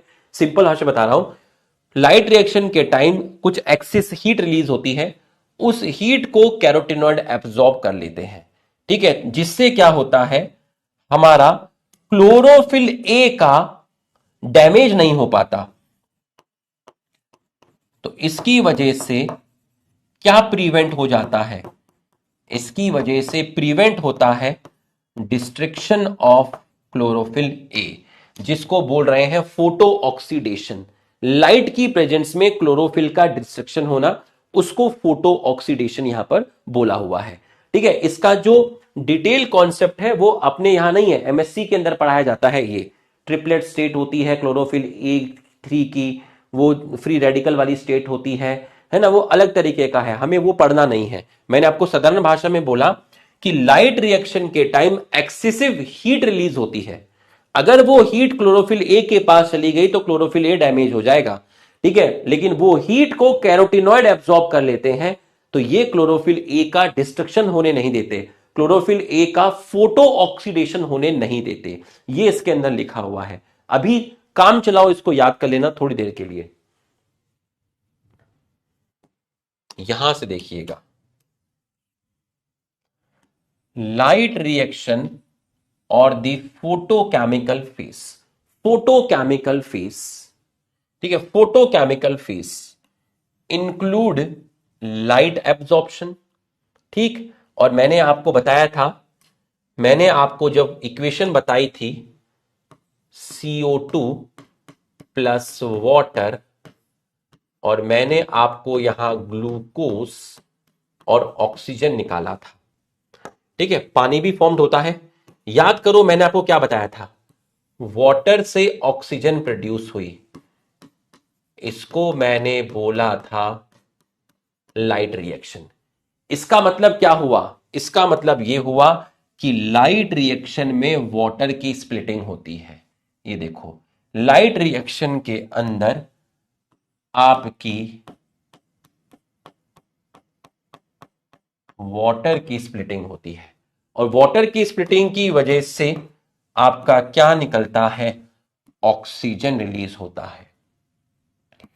And formation of high energy chemicals, क्या क्या बताए थे, एटीपी और NADPH, ये केमिकल्स फॉर्म्ड होते हैं। ये आपके क्या फॉर्म्ड होते हैं, ये तो फर्स्ट क्लास में ही मैंने आपको बता दिया था, केमिकल्स फॉर्म्ड होते हैं। ठीक है, तो फोटो का मतलब क्या हुआ, लाइट। केमिकल्स, केमिकल्स क्या फॉर्म्ड हुए आपके, एटीपी और NADPH आपके फॉर्म्ड हुए। ठीक है, तो लाइट रिएक्शन में क्या क्या होगा, लाइट का एब्जॉर्प्शन होगा। लाइट को कौन एब्जॉर्ब करेगा भाई, लाइट को एब्जॉर्ब करेंगे पिगमेंट, फोटो सिस्टम, अभी अभी आपको बताया है ना। लाइट को एब्जॉर्ब कौन करेगा, पिगमेंट एब्जॉर्ब करेंगे, अभी अभी आपको बताया। और लाइट रिएक्शन में क्या होता है, वाटर टूटता है, ऑक्सीजन प्रोड्यूस होती है, ये स्टेप लाइट रिएक्शन का होता है। और CO2 से ग्लूकोज बनना, ये स्टेप मैंने फर्स्ट क्लास में बताया था, ये डार्क रिएक्शन का होता है। वाटर का टूटना या ऑक्सीजन का प्रोड्यूस होना, ये लाइट रिएक्शन का पार्ट होता है। CO2 से ग्लूकोज बनना, ये डार्क रिएक्शन का होता है। हम लाइट रिएक्शन की बात कर रहे हैं। Several protein complex are involved in this process, काफी सारे प्रोटीन कॉम्प्लेक्स भी इन्वॉल्व होते हैं। The pigment are organised into two discrete photochemical light harvesting complex within the PS1 NPS2। Light harvesting complex को सर ने क्या बोला? लाइट हार्वेस्टिंग कॉम्प्लेक्स में दो चीजें आई, लाइट हार्वेस्टिंग पिगमेंट और दूसरा आया आपका प्रोटीन। तो लाइट हार्वेस्टिंग कॉम्प्लेक्स आपकी दोनों जगह मिलेगा, PS1 में भी मिलेगा, PS2 में भी मिलेगा। आपके प्रोटीन जो है वो PS1 में भी मिलेंगे और PS2 में भी मिलेंगे। जो आपके प्रोटीन है वो PS1 में भी मिलेंगे, PS2 में भी मिलेंगे। जो आपके प्रोटीन है वो PS1 में भी मिलेंगे, PS2 में भी मिलेंगे। जो आपके प्रोटीन है वो प्रोटीन आपके PS1 में भी मिलेंगे, वो प्रोटीन आपके PS2 में भी मिलेंगे। लाइट हार्वेस्टिंग कॉम्प्लेक्स PS2 में भी मिलेगा, PS1 में भी मिलेगा। लाइट हार्वेस्टिंग पिगमेंट PS1 में भी मिलेगा, PS2 में भी मिलेगा। देखो अब जरा, these are named in the sequence of their discovery, not in the sequence in which they function during the light reaction. ये किस बेसिस पे नाम दिया गया PS1 और PS2? ये इस बेसिस पे नाम नहीं दिया कि ये लाइट रिएक्शन में ये किस तरीके से फंक्शन परफॉर्म करते हैं, नहीं। ये नाम दिया गया कि कौन पहले डिस्कवर्ड हुआ। पहले डिस्कवर्ड हुआ PS1, बाद में हुआ PS2। PS1 को PS1 इसलिए नहीं बोलते क्योंकि ये पहले परफॉर्म करेगा लाइट रिएक्शन में, नहीं, पहले करेगा बाद में करेगा ये तो बताया ही नहीं अभी कौन करेगा, ये तो कल पता चलेगा। भाई लाइट रिएक्शन में पहले PS1 परफॉर्म करेगा या पहले PS2 परफॉर्म करेगा ये तो बताया ही नहीं अभी, लाइट रिएक्शन तो कल पढ़ेंगे। अभी तो सिर्फ इतना बताया कि इनको नाम दिया गया इनकी डिस्कवरी के बेसिस पर। तो पहले डिस्कवर्ड हुआ कौन? पहले डिस्कवर्ड हुआ आपका PS1। लाइट हार्वेस्टिंग कॉम्प्लेक्स बने हुए होते हैं 100 of pigment molecules bounds to protein. अब जरा ये लाइन देखो,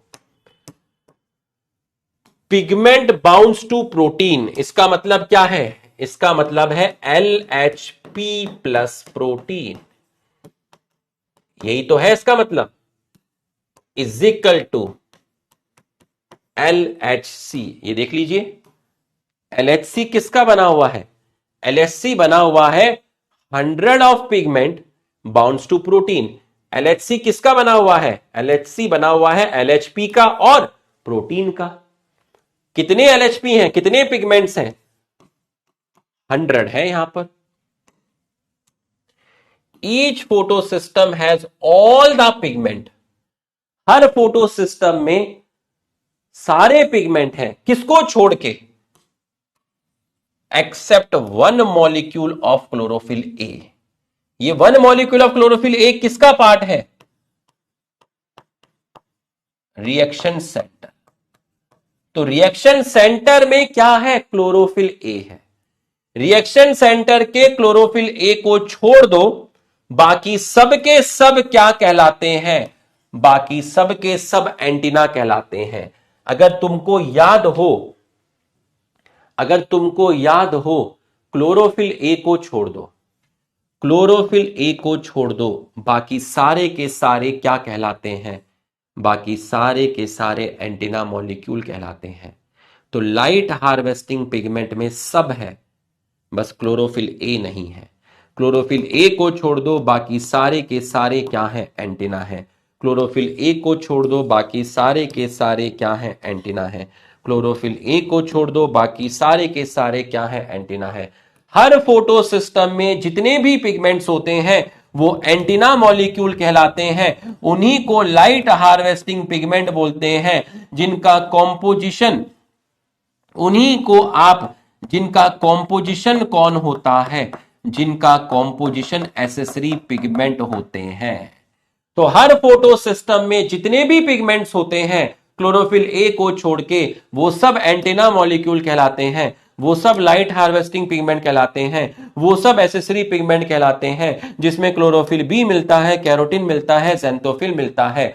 हर फोटो सिस्टम में जितने भी पिगमेंट होते हैं क्लोरोफिल ए को छोड़कर, वो सारे के सारे लाइट हार्वेस्टिंग पिगमेंट है, वो एसेसरी पिगमेंट है, वो एंटीना मॉलिक्यूल है, वो क्लोरोफिल बी है, कैरोटीन है, ज़ैंथोफिल है।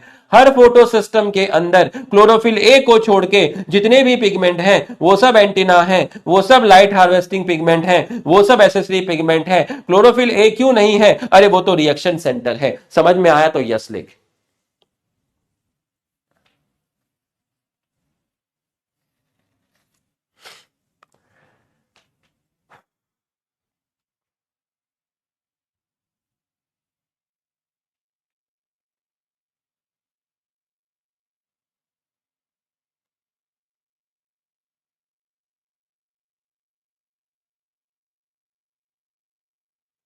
इसलिए लास्ट क्लास मैंने थोड़ा सा, मैं आपकी थोड़ी सी खींच रहा था लास्ट क्लास की, या जल्दी खत्म हो जल्दी खत्म हो, क्योंकि ये सब चीजें लास्ट क्लास में नहीं कर सकते थे। इसके लिए पूरा एक फ्लो चाहिए था, है ना। मैं वहां फोटो सिस्टम नहीं बना सकता था, इसलिए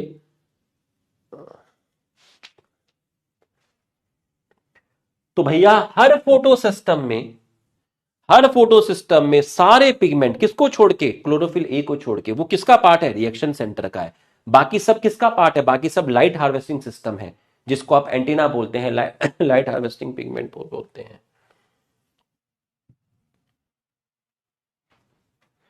These pigment also helps to make photosynthesis more efficient. These का मतलब क्या? These का मतलब लाइट हार्वेस्टिंग पिगमेंट। ये फोटोसिंथेसिस को एफिशिएंट कैसे बनाते हैं? क्योंकि ये एब्जॉर्ब करते हैं डिफरेंट वेवलेंथ ऑफ लाइट। कैसी वेवलेंथ थी? शॉर्टर थी। इनकी एनर्जी क्या थी? हाई थी। और किसको ट्रांसफर कर रहे थे? किसको ट्रांसफर कर रहे थे? ये ट्रांसफर कर रहे थे उस एनर्जी को, किसको? Transfer to reaction centre. The single chlorophyll A molecule, ये जो छोड़ दिया था, ये जो छोड़ दिया था सिंगल क्लोरोफिल ए मॉलिक्यूल जो छोड़ दिया था, ये क्या है? ये रिएक्शन सेंटर है। Reaction centre is different in both photo system. Both photo system मतलब, बोथ फोटो सिस्टम मतलब PS1 में रिएक्शन सेंटर जो है क्लोरोफिल ए, वो 700 नैनोमीटर की लाइट एब्सॉर्ब करता है। PS2 में जो रिएक्शन सेंटर है क्लोरोफिल ए, वो 680 नैनोमीटर की लाइट एब्सॉर्ब करता है। In PS1, the reaction center chlorophyll A has absorption peak at 700 nanometer, hence called P700, while in PS2, absorption maxima at 680 nanometer, P680. ये देख, ये देख, ए देखना, देखता नहीं है, इधर पे देख, ये देख, ये है रिएक्शन सेंटर, मतलब क्लोरोफिल ए। ये देख, इसके पास लाइट आई, ये देख, इसने एनर्जी इसको दी, इसने एनर्जी इसको दी, इसने एनर्जी इसको दी, और इससे एनर्जी मेन इसके पास आ गई। इसी चीज को बोलते हैं रेजोनेंस। इस पिगमेंट से एनर्जी इसमें गई, इससे इसमें गई, इससे इसमें गई, इसने इसको दी। ये सब ग्रीन ग्रीन क्या है? ये लाइट हार्वेस्टिंग पिगमेंट है। तो मान लो, ऐसे मान लो, ये क्लोरोफिल बी, ये क्लोरोफिल बी, ये क्लोरोफिल बी, ये क्लोरोफिल बी। इस क्लोरोफिल बी ने इसको दी, इसने इसको दी, इसने इसको दी, और इसने इसको दी। अच्छा एक चीज बताओ, तुम ही बताना, फिजिक्स केमिस्ट्री तुम ज्यादा समझते हो, मैं तुम्हें इसमें ले जाना नहीं चाहता हूँ क्योंकि हमें जरूरत नहीं है ना। मुझे वो पढ़ाना है जो नीट में आता है, वो नहीं पढ़ाना जो मुझे आता है। ठीक है, कई बार ज्ञान छुपाना पड़ता है। जब ये लाइट को एब्जॉर्ब करेगा और ये एनर्जी इसको देगा, तो सारी एनर्जी थोड़ी ना उसको दिया जाएगा। यहां से सारी एनर्जी यहां नहीं जाएगी, यहां से सारी एनर्जी यहां नहीं जाएगी। मेरी बात को समझना, कुछ एनर्जी का लॉस भी तो होगा भाई। यहां से सारी इसके पास नहीं जाएगी, कुछ एनर्जी का लॉस होगा।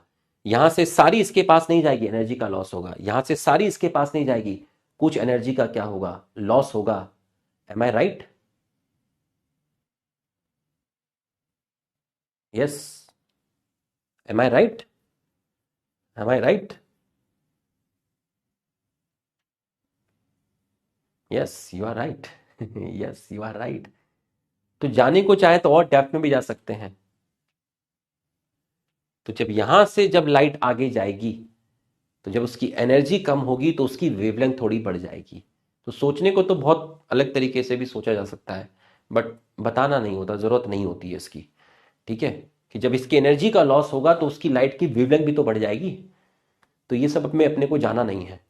तो क्लोरोफिल बी ने इसको दी, इसने एनर्जी इसको दी, इसने एनर्जी इसको दी, इसने एनर्जी रिएक्शन सेंटर को दी। सिंपल बताना है, देसी भाषा में बताना है बस, जिससे सारे क्वेश्चन पूरे के पूरे सॉल्व हो जाएं, किसी भी किताब के क्वेश्चन सॉल्व हो जाए। ठीक है, ज्ञान नहीं दिखाना है अभी। ठीक है, ये आपको मैंने करा दिया। ठीक है, 7:59 हो गए हैं। अब मैं आपको कुछ होमवर्क दूंगा आज। क्या होमवर्क दोगे सर? ये क्वेश्चन होमवर्क में रहेगा। होमवर्क, पहला क्वेश्चन होमवर्क, दूसरा क्वेश्चन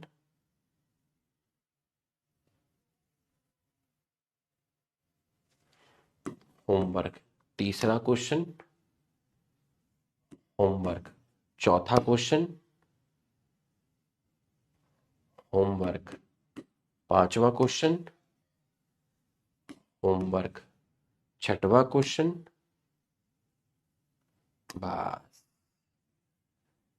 नहीं नहीं नहीं, ये वाला होमवर्क में नहीं होगा, ये वाला नहीं होगा। 5 क्वेश्चन होमवर्क में रहेंगे, 5 क्वेश्चन होमवर्क में रहेंगे ये। तो जब मैं कल आऊंगा तो मैं रेड पेन लेकर आऊंगा। ठीक है, सबकी कॉपी चेक होगी, सबकी कॉपी चेक होगी। कल प्रिंसिपल मैम राउंड पे हैं। ठीक, दिल्ली से फ्लाइंग आ रही है, टीम आ रही है जो चेक करेंगी। तो जितने भी बैक बेंचर्स हैं सब अपनी कॉपी चेक करके अच्छे से काम कंप्लीट करके लाएंगे, और मेरी टेबल पे सब लोग सबमिट करेंगे। मैं कॉपी चेक करूंगा। तो जो दिल्ली से टीम आ रही है वो पीछे ही बैठेगी बैक बेंचर के पास। तो अपना होमवर्क कंप्लीट रखना। हमारे केंद्रीय विद्यालय में होता था जब मैं छोटी क्लास में था, दिल्ली से एनसीईआरटी की टीम आती थी, वो पीछे बैठती थी, हम लोग भी पीछे बैठते थे, वहां डस्टबिन होता था। तो बच्चे कचरा फेंकते थे तो पीछे वाली सीट से, अपनी सीट से हमारे डस्टबिन, आधा कचरा तो हमारी सीट पे गिरता था। तो हम बैक बेंचर्स में रहते थे। तो जब भी कोई टीम आती थी इंस्पेक्शन करने वाली, या कभी प्रिंसिपल सर या मैडम आ जाते थे, वो पीछे ही बैठ जाते थे और यही कहते थे, hey show me your notebook, you are waste fellow. तो कल कॉपी चेक होगी सभी की। ये 5 क्वेश्चन है, ये करके लाना। मस्त होके बैठना, चौड़े होके बैठना, स्ट्रेस फ्री होके बैठना। एक्चुअल तबाही कल से शुरू होगी। अभी तो सिर्फ फाउंडेशन तैयार किया जा रहा था, नींव तैयार की जा रही थी। कल का लेक्चर हिला देगा। मतलब तुम कल का लेक्चर भूलोगे नहीं, तुम्हें बहुत लॉन्ग टर्म तक याद रहेगा। कमेंट करके ज़रूर बताइएगा लेक्चर कैसा लगा। अच्छा लगा तो अच्छे कमेंट कर देना, खराब लगा तो खराब कमेंट करना, बट एक कमेंट करके बताइएगा यहाँ तक की पढ़ाई आपको कैसी लगी। सलाम बाबा।